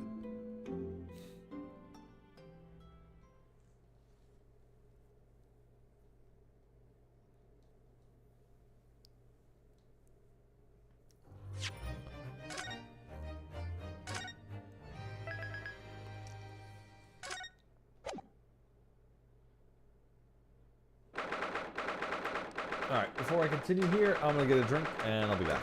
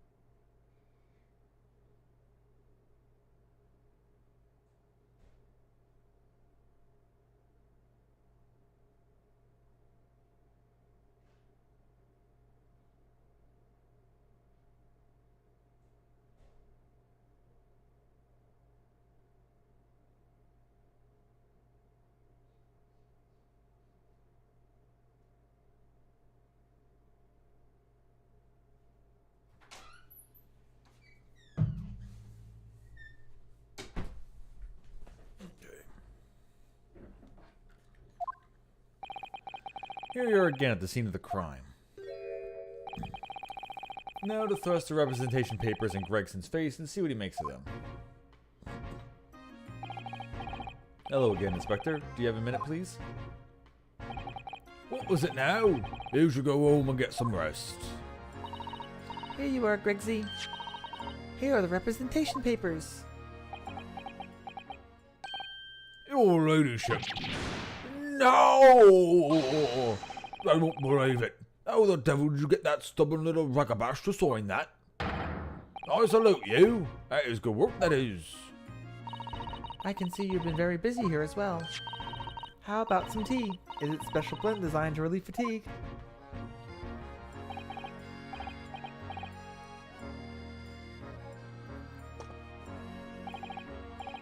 Oh, lovely. Well, let's see now. Yes, yes. Oh, if you're told it all. I'm fit as a fiddle, your ladyship. Would it be alright if we investigated the scene of the crime then? Do as you please. You know that where it happened? Though that door behind the counter. Yes, the storeroom. That's where I discovered Mr. Windibank and Gina. Right, well, I'll be getting back to business then. Will you be investigating the storeroom as well, Inspector? If I'm perfectly honest, we need to wrap this up before long. Can't afford to spend too much time on it. But there are so many articles to go through, so I'm taking forever, even with the lads working around the clock. Which is a problem, because there's another case in the yard needs to investigate urgently. That must be what Lord Strongheart meant by far more serious matters before. So what I'm saying is, don't get under my feet, sunshine. Come then, let's not waste any time. Okay, obviously there's something there on the floor, but I don't think we're allowed to click on it yet. There's also another picture here. That's with the cat again. There's an article ledger here, Mr. Windibank's notes, and what's this? It looks as though someone has left a little photographic print behind. Oh, look at the back. There's some writing. Is there? Oh, show us, Susie, show us. 13th February, 10:30 p.m. Article deposited, 1 gentleman's overcoat. Loan amount paid, £1. Redemption deadline, 15th April, 10:30 p.m. A gentleman's overcoat pawned for £1. Clearly it was a very fine coat. In fact, I think... Yes, that must be the ticket for the overcoat that Ginny redeemed yesterday. And it's the wearing which belonged to McGilden. I would never expected the redemption ticket to be handwritten on the back of a photograph, though. It seems Mr. Windibank just used whatever piece of paper he happened to have on hand. And it was the same piece of paper that he wrote the box one on. So they must have been close to each other, assumably. If he had multiple copies of the same photograph. Oh, okay. These are the... yeah, so the security device that Sholmes put inside the building takes the same photograph every 30 minutes. So this must be one that's looking outside. So instead of using them for throwing them away, he uses them to write on, so he could at least get a little bit of money back for it. It looks very familiar, doesn't it? That means that cat isn't a real cat. That cat is a statue that was just standing there and getting its picture constantly taken, because a cat wouldn't be the exact same pose for 30 minutes. Unless it's a different pose. Looks very familiar, doesn't it? I'm sure I've seen this exact same picture somewhere else recently. Oh, yes, you're right. Very recently. It's the same as the one Ginny gave us earlier. Of course. I was forgetting that she gave us a print. Now, what are you waiting for then, Mr. Haruto? Get it out. Alright, alright. Let the clocks turn.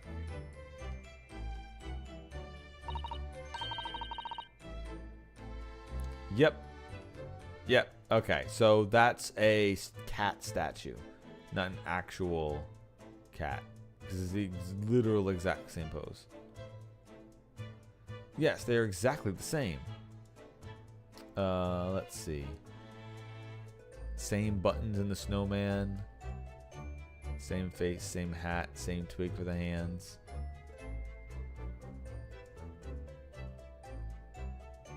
There isn't like one small discrepancy that would be like, aha.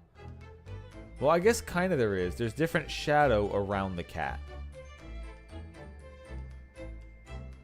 So I guess that's showing it's a different time of day.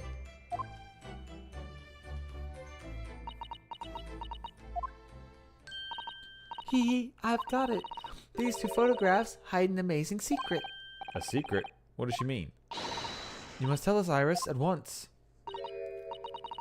Hee, do you really want to know? Yes, we need you to tell us all you know about this pair of photographs.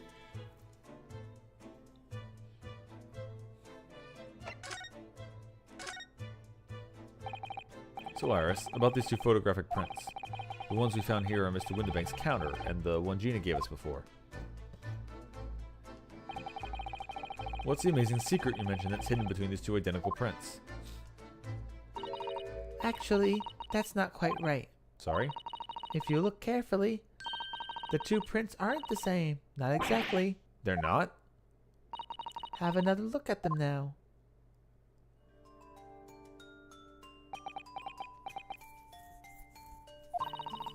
Can you see that they're just slightly different from each other? I think so. It's very subtle though. But what's the reason for the subtle difference between the two prints? Ah, well, it's because they're a set, you see? No, I don't.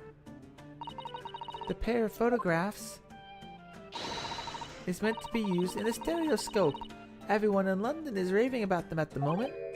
Ah, a stereoscope. Why do I feel as though I've heard that word before recently? Oh, yes. That's what Mr. Sholm showed us yesterday. You see? There it is, just over there. Ah, yes, of course. That magical machine that makes pictures look almost real enough to touch. Gee, well, actually, it's quite possible to see the same depth of the pictures even with one of those contraptions. It's quite possible to see the same depth in pictures even with one of those contraptions. What? Really? Do you know how a pair of flat photographic prints can appear to have any depth in the first place? No, I have no idea. Oh, wonderful. Then I'll be able to tell you. She's over the moon, bless her. Should we let her explain though? We really need to carry on the investigation of the scene. I, for one, simply have to know.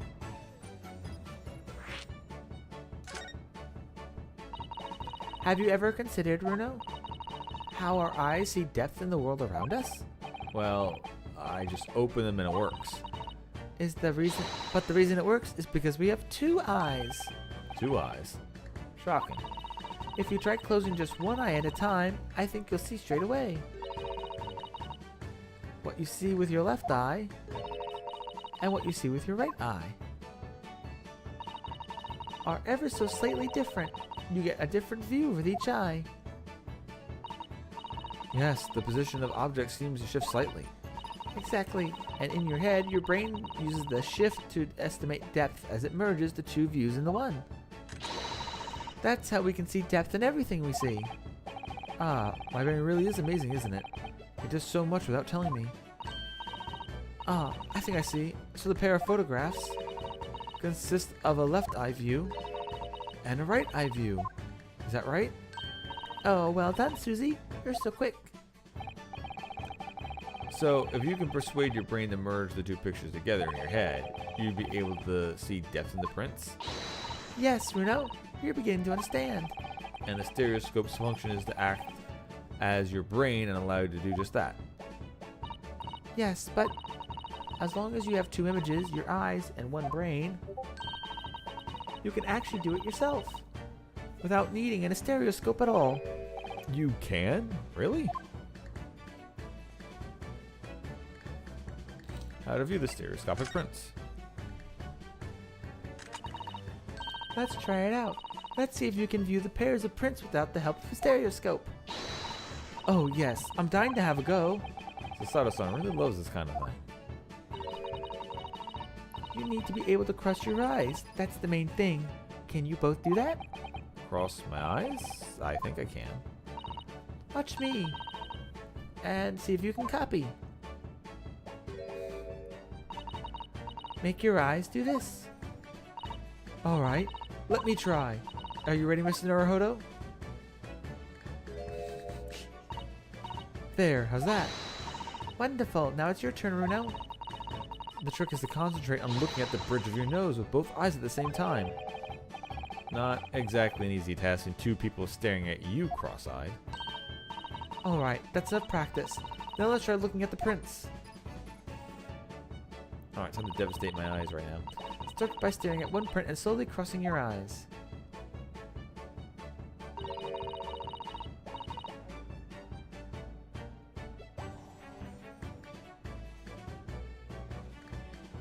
There should be two overlapping images like this. You try it now, Runo. I'm just gonna have to give it a try, I suppose.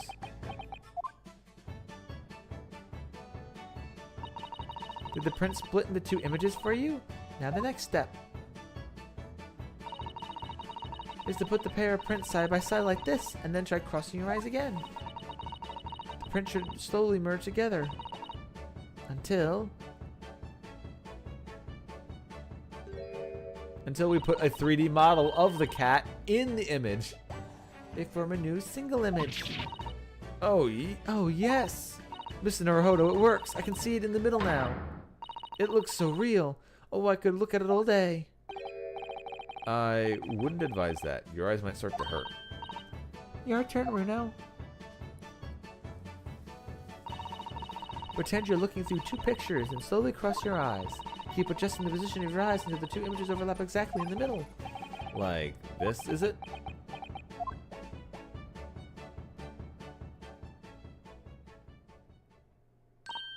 There, you managed it. So now you know how stereoscopic images work. Well, I don't know who discovered it, but it really is quite extraordinary. Speaking of which, let me turn on the back of light so I don't strain my eyes.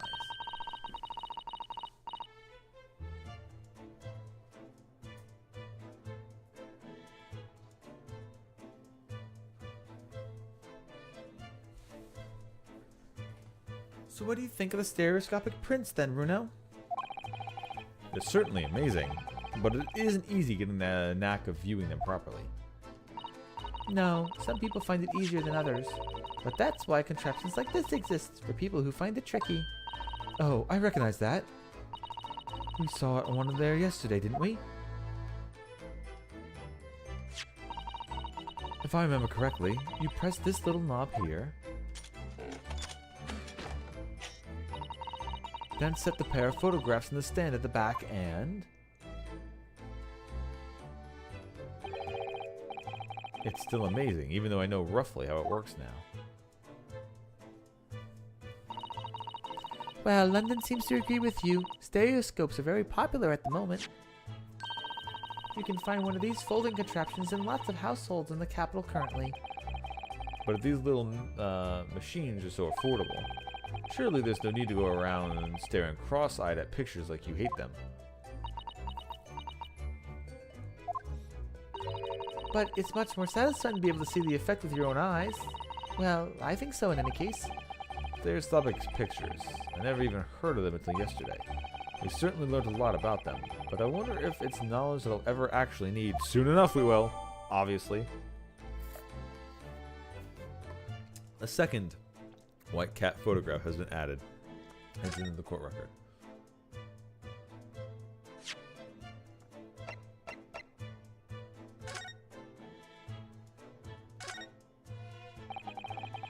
This is the ticket that Gina brought in here yesterday. Yes, having been entrusted to her by Mr. McGilda 2 months earlier. Article deposited, one gentleman's overcoat. One gentleman's overcoat. And the other redemption ticket was in the pocket of that coat. Yes, for a small box deposited 2 days before the omnibus incident. Does that have anything to do with all this? Look, the dark red smear here appears to have been made by somebody's finger. Do you think it could be blood? Do you see any red mark as blood? Do you see any red mark as blood, Iris? That's a bit morbid, I think. Wait, what? That's a weird thing to say. But it's almost certainly blood, isn't it? 10-year-olds today. I mean, it could not be, but assumably that's when he got his finger pricked by the disc, and then he put his finger on it. So that's one of the guy that was in yesterday, and now we have his fingerprint, maybe. This is the ticket Gina brought. Okay. Oh, small box deposit. It could have been anything to do with all this.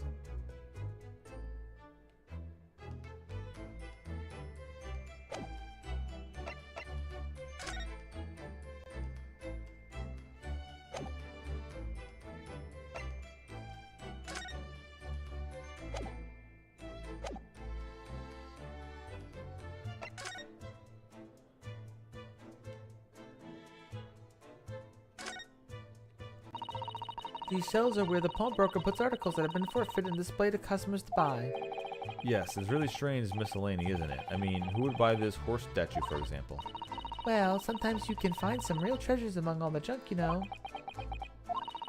Are you alright, Bruno? Oh, it's just, well, it looks like a collection of useless junk as a whole. But when you pick out individual things, you can't help wishing you owned them. Even that horse statue. That's exactly how the pawnbroker works. They're very clever.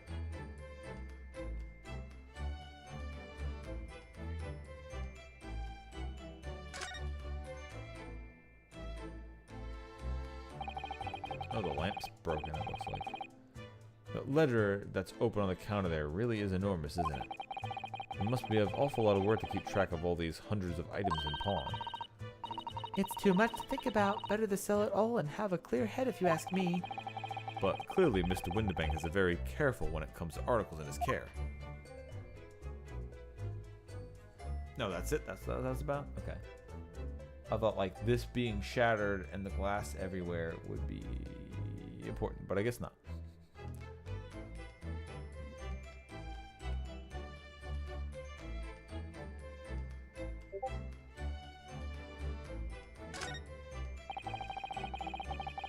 The police are scouring every inch of this place by the looks of it.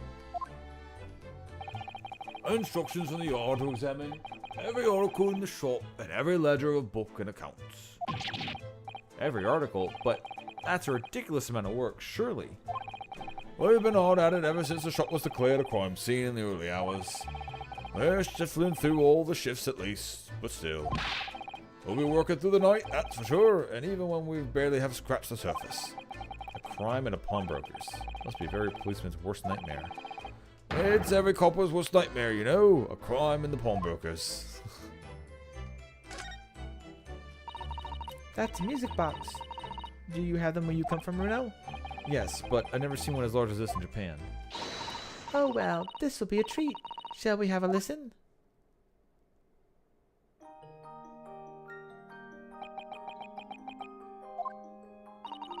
What do you think? Isn't it a pretty sound? It's a beautiful sound, but it's a little hard to enjoy when all the policemen in the room are giving you fierce looks. Never mind that. If any of them say anything, I'll tell Gregsy to have a word. Iris Wilson, Superintendent of Scotland Yard.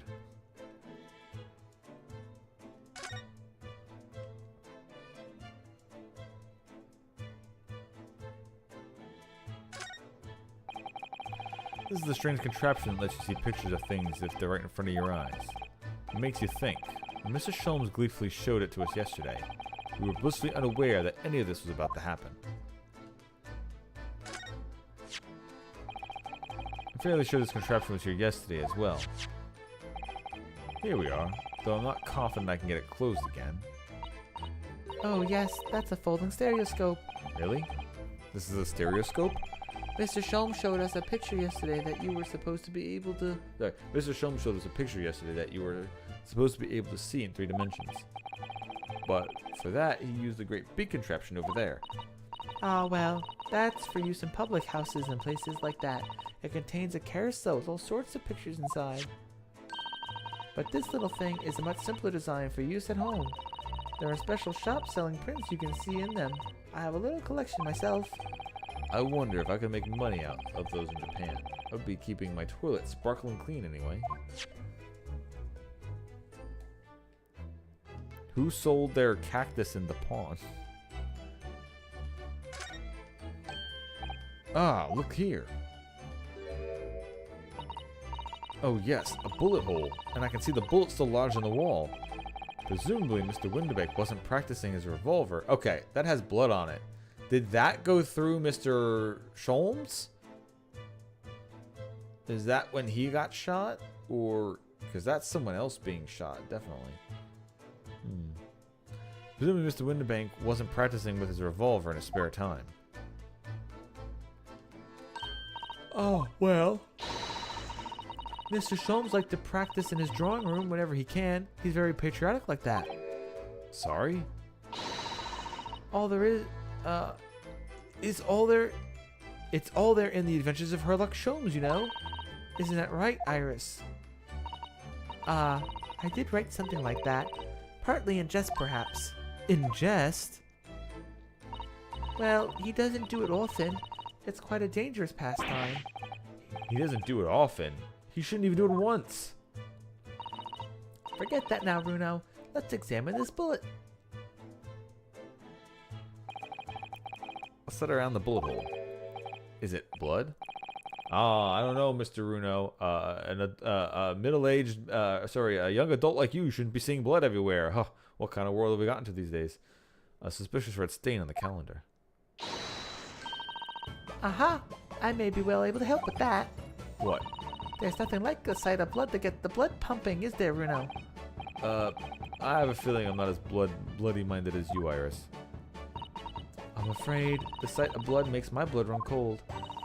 There you have it, you see? When it comes to blood, we're all different types. Yes, what a scientific observation. So you need this? Oh no, what is that scary-looking thing? Hurley and I haven't actually come up with a name for it yet. But as soon as you see it in action, you'll understand what it does. Watch.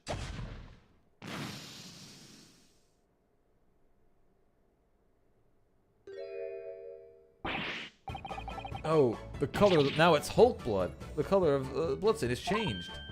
There, does it make sense now? Yes, I think I'm starting to understand. Good. Now it works on the principle that different people have different types of blood, you see. Yes, how wonderful. The chemical it fires combines with the blood and makes it change color. So you can identify whose blood it is you're looking at. In a flash. Oh, what a fabulous invention, Iris. Isn't it? Isn't it? I bet Ginny wouldn't be saying it's bleeding great. So, whose blood are we looking at then? Well, all the chemical does is turn blood a different color, so... Just find someone whose blood turns the same color and you'll know who it belongs to. In a flash. It's more like 2 flashes, really, isn't it? 1 flash or 2. This could turn out to be a very valuable clue. So we must make a note of it in the court record. So let me guess. We're going to use it, and it's going to show that someone has the same blood type, and then we're going to use it again later, and we're going to find out, oh my god, we were wrong. Someone else also has this blood type. The blood sample has been added to the court record. A sample of blood analysis with a special chemical indicator developed by Mr. Sholmes. Different people's blood turns different colors. Now, is it? I assume what they mean is they mean like A, B, and O, right? And assumably the positives and negatives as well. Because my blood type is O positive. So I'm almost universal donor, except you need to have the positive for me to donate to you. But it's always a good thing to keep that in mind. If you need blood, I'm there. Unless you're a negative, then you're fucked. As long as I have a regent left, sure. Actually, there's a stain on the back of that one photograph, isn't there? I think perhaps we should see if that tells us anything.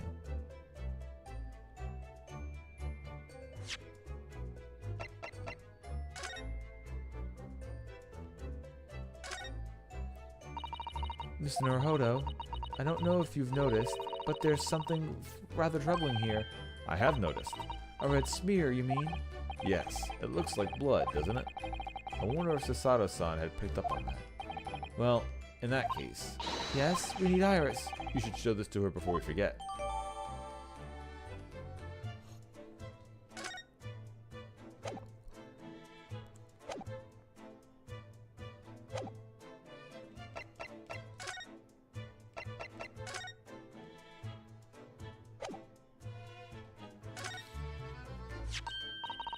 Oh, that looks like blood.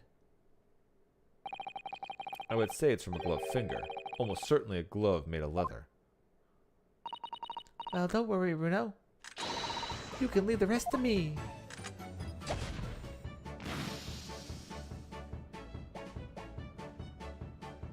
Okay, there are different people there at least. Look at that. Yes, that's a color we haven't seen before, isn't it? We simply must add it to the portfolio of blood samples. It could be an important clue. Although, it would be nice to find out whose blood these different colors will correspond to at some point. Well, this particular stain of blood. Oh, you've had an idea, haven't you? Do you know whose blood this is? I think I do. Yes, I have an idea whose blood it is. Not from the color it turned, but from a little deduction. That's right. I think it's clear.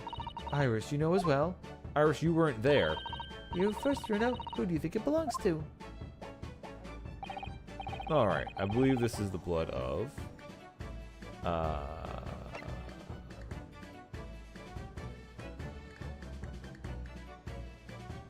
Pop Windabank? No. Thrice Fried Mason? Gina? No, none of these. Why would this be from any of these people? This would be from the guy who got his finger pricked yesterday. Assumably. But I'll just say Gina. Oh my, you think this is Gina's blood? Yes, it was Gina who brought the ticket here to Windabanks after all. Sometimes, no, it's Thrice Fried Mason's because she had his blood on his hand. Never mind, I'm dumb. But Gina doesn't own any gloves. At all. Oh. And Ginny isn't even injured either, is she? We're trying to work out who the blood came from, so we can rule out anyone who hadn't been bleeding straight away. Perhaps my answer is a little too simple. I'll have to think this through one more time.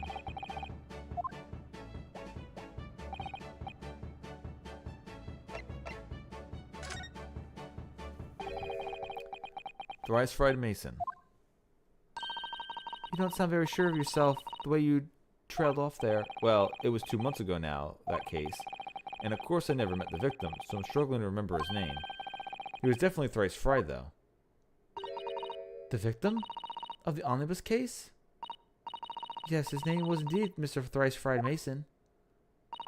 But that would mean that his blood stain was left on the ticket 2 months ago. Yes, I think that it was.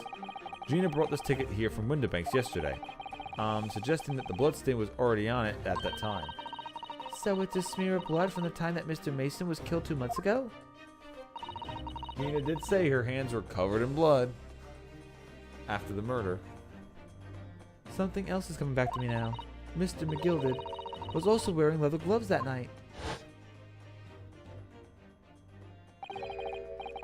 Oh yeah, and he only had blood on one hand. Yep. Now I ask yous, what good-hearted soul wouldn't rush to help a fella bleeding from his stomach? I wasn't about to start worrying about my gloves now, was I? I reached out to give the man a hand. It certainly does look like a leather glove thumbprint, this mark. But we know that Mr. McGilded had no injuries at the time, anywhere on his body. From which we can conclude that any blood on the glove belonged to the victim, Mr. Mason. Mr. Naruhodo, you sound just like Mr. Sholmes. Minus the quirky slip-ups, I hope. Yes, I think you're right, Runo. Very well, let's make a note of this. Details of the pawnbroker's ticket with the code have been updated.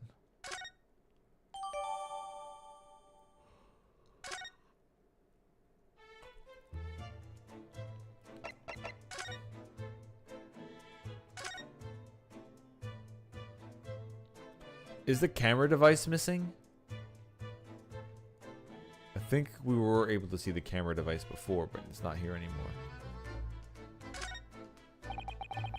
Green blood. It just seems wrong somehow. Oh, there's all sorts of different colors. There are pretty pinks and purples too, you know. Like I said, everyone's blood is different. I wonder what color my blood would turn out. Actually, I don't want to know.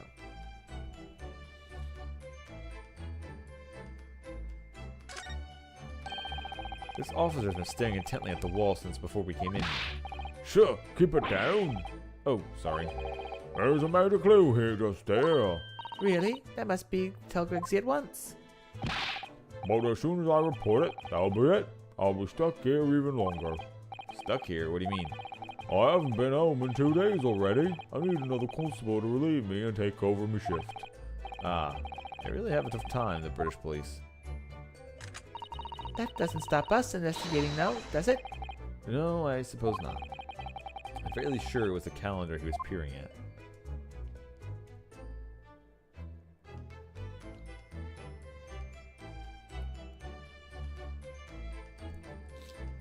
Okay, I think we got this area.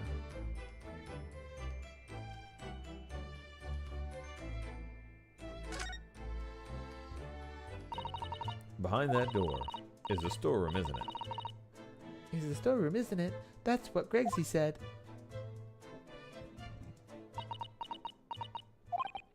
Yes, and that's where I saw the dreadful scene last night. Through the little window in the door.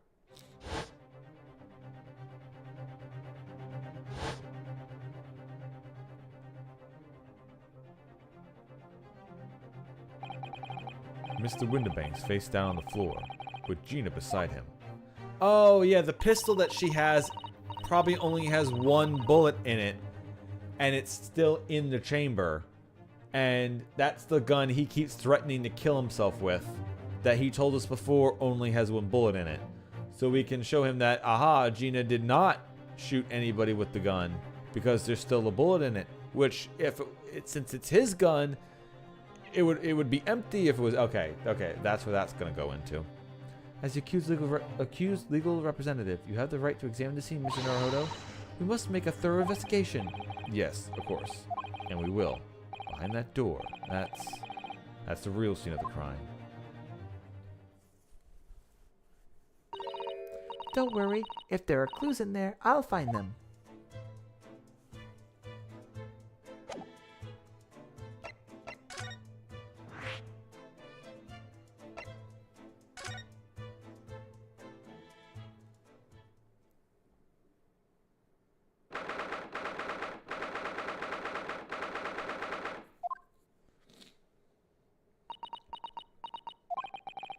Poor Iris. She's clammed up completely. Iris is bound to find this difficult. After all, Mr. Windibank's life was taken in this very room only last night.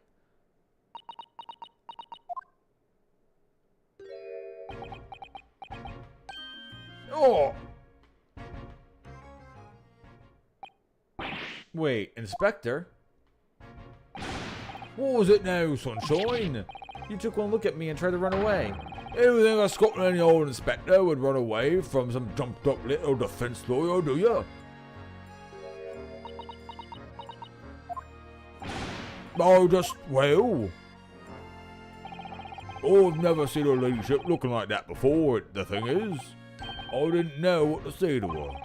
So you weren't running away from me? You were running away from a 10-year-old? I'm afraid this is all a little much for young Iris. Some gentle reassurance might go a long way, perhaps, Inspector. There...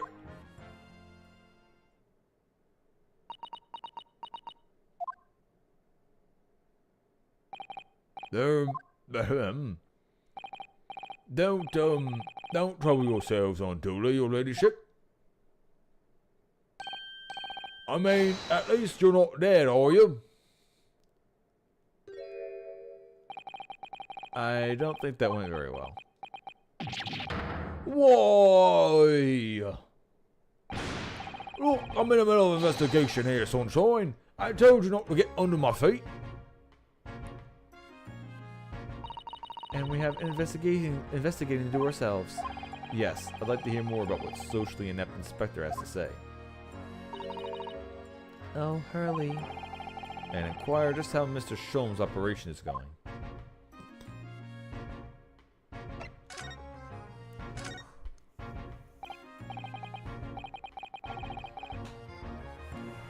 So, Inspector, what do you make of the crime scene here? Pshaw! You've got always, haven't you? Use 'em. Is this what it looks like? Nothing more, nothing less. Iris, could you lend me a hand? So, Gregsy, what do you make of the crime scene here? Oh, yes, your ladyship. Do allow me to humbly explain. Last night, at shortly after the hour of 1 o'clock in the morning, Scotland Yard police attended the scene. The one and only door to the storeroom was found locked from the inside. So it was locked from the inside. The lock appears to be broken now, though. That's what the police officer's doing. Quite right, ma'am. Quite right.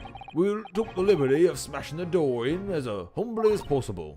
Oh, As you can see, the victim was discovered prostrate on the floor, thuswise. And next to the aforementioned body that discovered the vile gutter child. are you talking about Ginny? She's my friend, you know, Inspector. Miss Lestrade, the hapless girl, was curled up on the floor, dead to the world. She's still alive, you know. Yes, when I saw her, she appeared to be unconscious. And I'm afraid to say that she had the gun that was used in her hand. No. Presumably the gun that's still down there on the floor now. In her pocket, we found a key to the door as well. What? The key to the storeroom. And you say the storeroom had been locked from the inside, Inspector? Correct. All of which leaves her ladyship's friend in something of a sticky situation, I'm afraid. Man, I really want fish and chips again. Every time I see them. Obviously, my personal opinion is that some sort of misunderstanding. Of course it is, Inspector. Of course it is.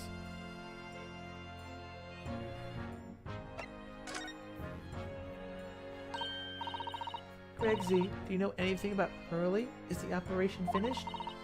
Is Hurley alright? Is he? Well, the thing is, Don't mince your words, Inspector, please. You don't mean to say that Mr. Sholmes is... No, the operation's done and dusted. It's just that, well, Out with it. yes, ma'am. They use something called a general anesthetic. It's the latest thing, renders the whole body insensitive. The whole body anesthetized? Is that even possible? That means the operation can be completed while the patient is fast asleep. Goodness. In the Empire of Japan, we could just manage to provide laughing gas for a tooth extraction. The trouble is, the latest thing isn't always the greatest thing, if you follow my meaning. They couldn't get the medication to work at first, so it took hours for him to nod off, so I hear. And now that's the op's finished, they can't get him to wake up, apparently. Oh my. No one knows if it's the anesthetic still in the system or if the bloke's just plain exhausted. But anyway, all they can do is stand back and watch until he comes around again. Hurley. The moment he opens his eyes, your ladyship, I swear I shall get word to you. What a surprise. Even if matters of life and death, Mr. Sholmes has to do things his way.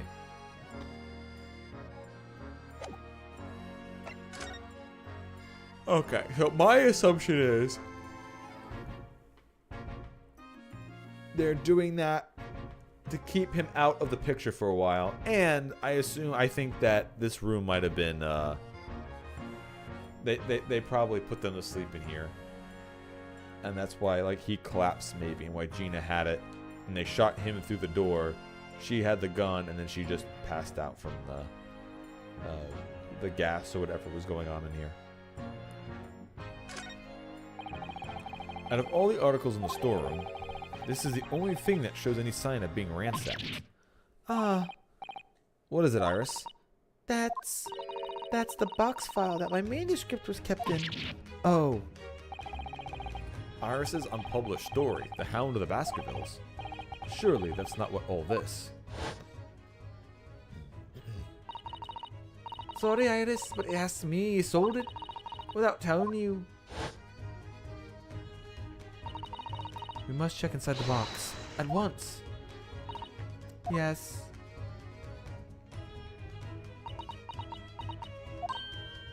Ah. It was there. Iris' story, it was there. Really? It was? Well, that's good news, isn't it, Iris? Yes.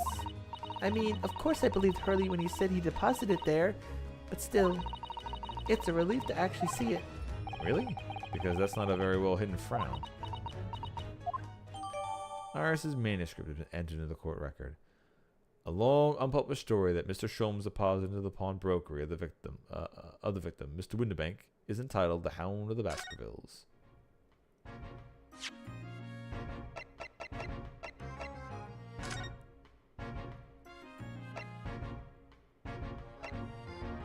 Oh no, there's Friar Mason. That's neat.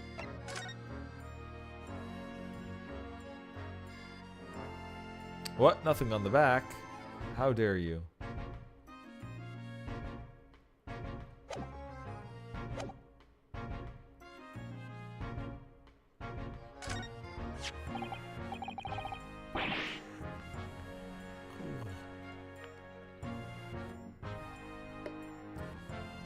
This is a revolver, a real one. And quite possibly the murder weapon used to take Mr. Windibank's life. What's the matter, Susie? You and Runo look like you're about to faint. Well, it's just that I've rarely seen a gun in the flesh.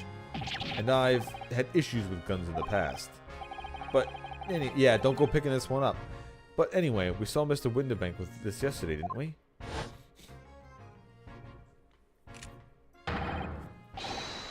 No, I shall have to take my own life. It must be the same gun.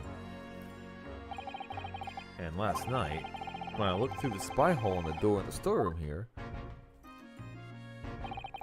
that was the same gun I saw in Gina's hand. Mr. Winterbank told us that he only ever had a single bullet loaded in his revolver, didn't he? Well, it's empty now. Oh, okay, it is empty. Well, it's empty now. The one and only bullet he had in his gun had been fired. So we can be fairly certain that only a single shot was fired from this revolver. So if we can match that this is the shot that's in the calendar, maybe.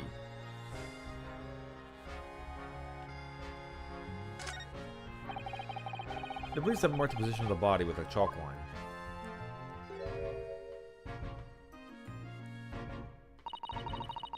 Poor Mr. Winterbank. He was a nice old man. Well, he was shot just once to the eye. Most likely, the fellow died instantly. He wouldn't have felt a thing.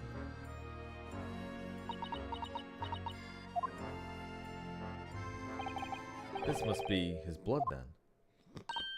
Ah, I don't like to ask such a wretched time, Iris, but I wonder if perhaps... don't worry, Susie. I'm ready for action.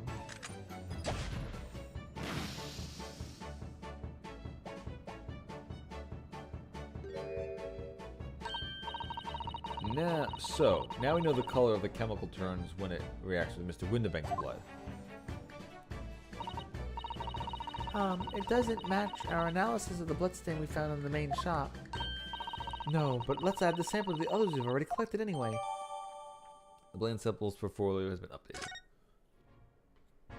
Updated blood sample report. Iris. Don't worry, I'm alright. But we must find the true culprit. Yes, absolutely. Look at all these articles that have been deposited. The room is stuffed full of them. I can't believe how many there are. A bicycle, a gramophone, and musical instruments. Even some enormous paintings, look. Pieces of different people's lives. Quietly gathered dust in here. There's something very peaceful about the atmosphere here. Or at least it would be if not for the chalk outline on the floor and the policeman shuffling around. Not much I can do about that, sunshine.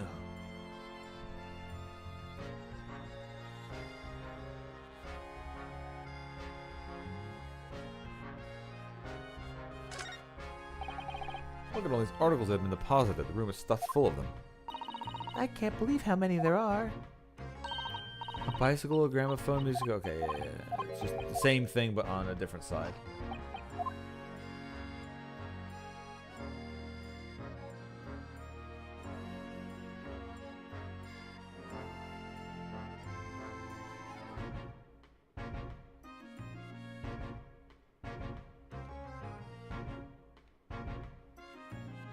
Okay.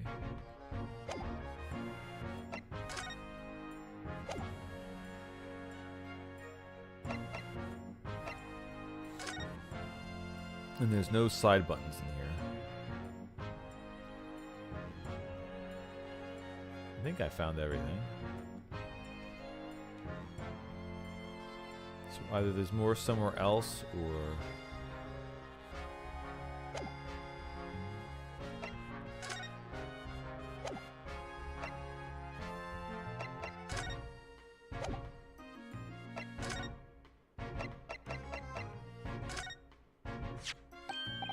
Is that what I think it is?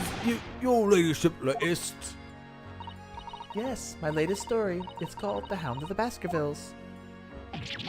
A most fascinating title, your ladyship. Fascinating. And I don't suppose... would there be any mention of my humbles in their tale this time? Good question. I can't really remember. I see. Well, why would you, your ladyship? They're just wanting the publication with eager anticipation. You needn't worry, Inspector. I'm sure you do appear and you won't be doing anything particularly remarkable. You're looking to be arrested, sunshine. I didn't mean it like that. And even if I did, you wouldn't have bitten her ladyship's head off, would you?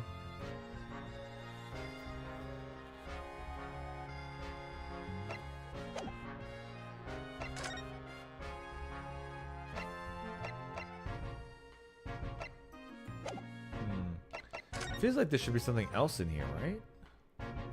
But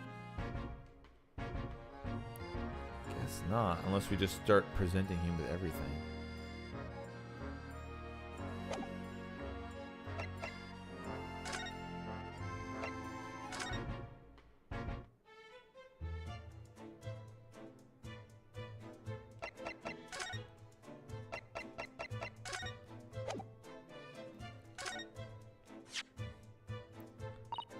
Oh, my manuscript. Mr. Sholmes said he deposited at Windibanks, and that he had. But it's so strange. What is it about this particular story I worked so hard on? Why would Hurley say I can't publish it? I'm afraid I have no idea.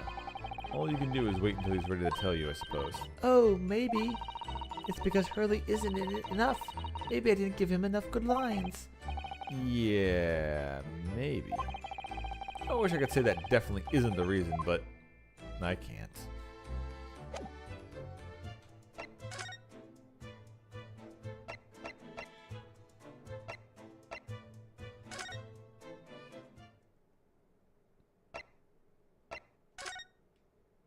Alright, so he's not in here, not awakened yet. Okay.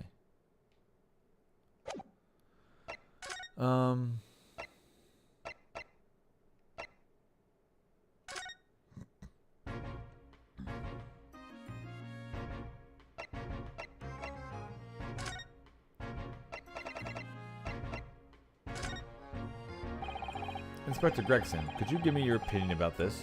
Do you think? We don't tend to share sunshine, not with the general public. Ugh. In that case, Gregsy, how about some herbal tea?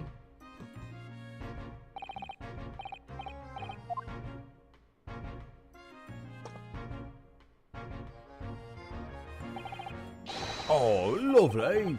Not very much. That really hit the spot, your ladyship. You don't mind sharing that then? Okay, I don't think there's anything I'm supposed to be doing that way. So what else am I supposed to do then? Was there something in the main shop I missed? Because I don't seem to find the things that take the pictures. And they haven't made that announcement yet that we haven't found any.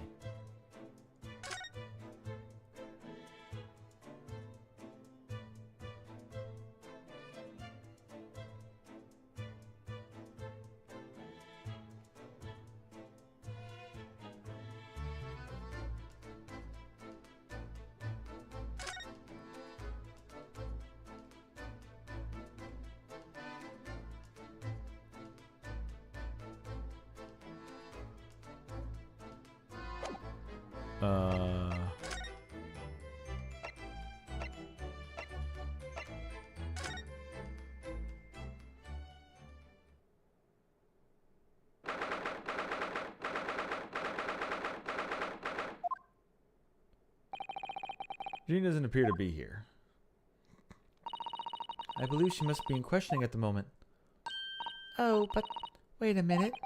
What is this, Iris? Well, if you examine this scene here carefully, there's another possibility, isn't there? Ginny could have slipped the key from the jailer when he wasn't looking and escaped. Oh my.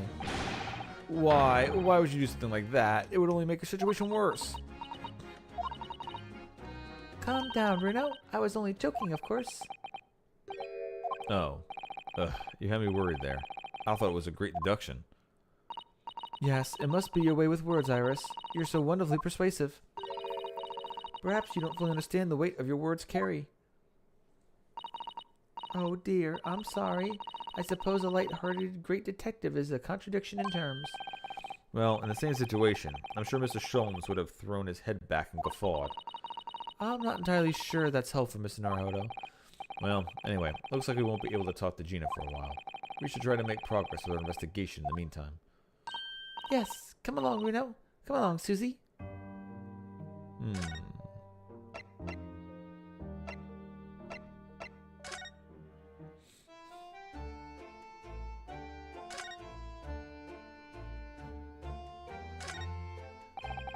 There's still a Scotland Yard carriage outside Windibanks. I never imagined we'd be investigating a case so close to home. Poor Irish. She's upset by all this. I'm sorry. I was there. I should have done more. None of this is your fault, Bruno. So please, don't apologize. But It's the criminals who are to blame for all this. So let's investigate and work out how to catch them. yeah, you're right.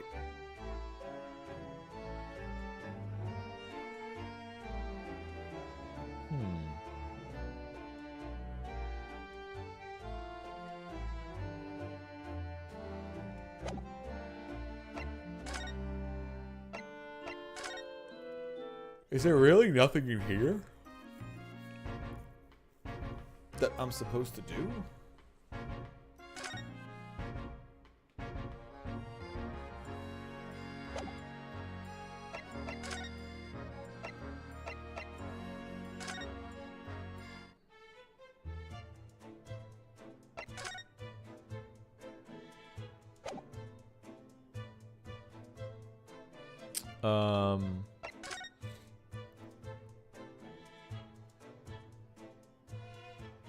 I honestly don't know what I'm supposed to click on then.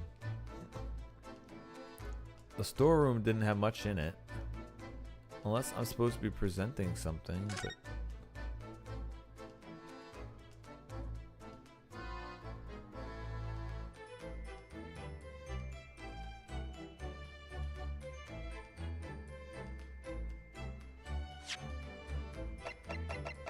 Unless it's just I didn't click on this.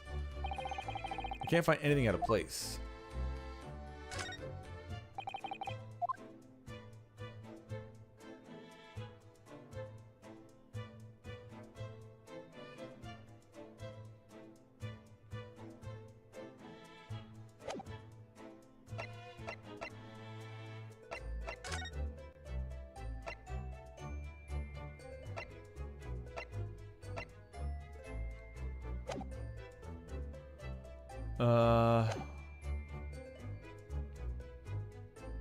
I don't know.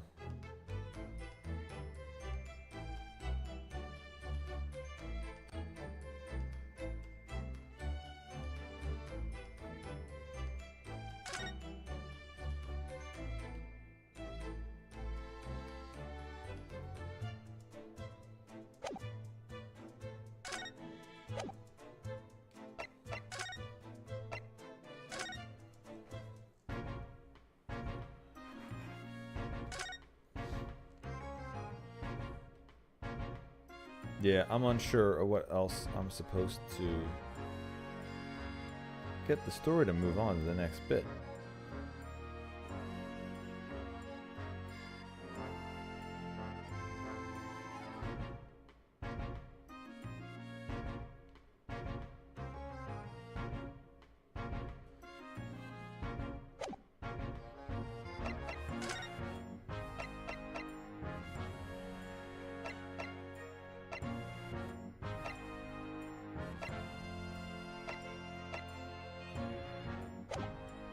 Yeah, I don't know.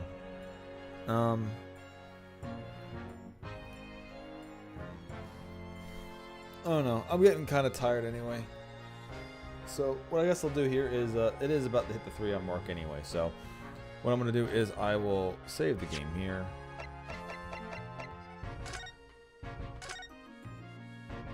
And this is where I'll pick back up again tomorrow, which will be at the normal time. Which will be about starting a half hour from now, tomorrow. Is when I'll pick up back up my used to be normal time until things have changed. So, we're getting all the clues to begin the case. We should be very, very, very close to starting the actual trial portion. I'm just missing a little something, and right now my brain is kind of frying, and I'm not really sure what. Because I did a lot of shoveling, and it looks like I'm gonna have to shovel a lot more before I can go have some food. So that's what I'll be doing now. I'm gonna do a last little bit of shoveling and have some food before for the night. Anyway, thank you all for watching. I'll be back tomorrow and we'll continue the case then.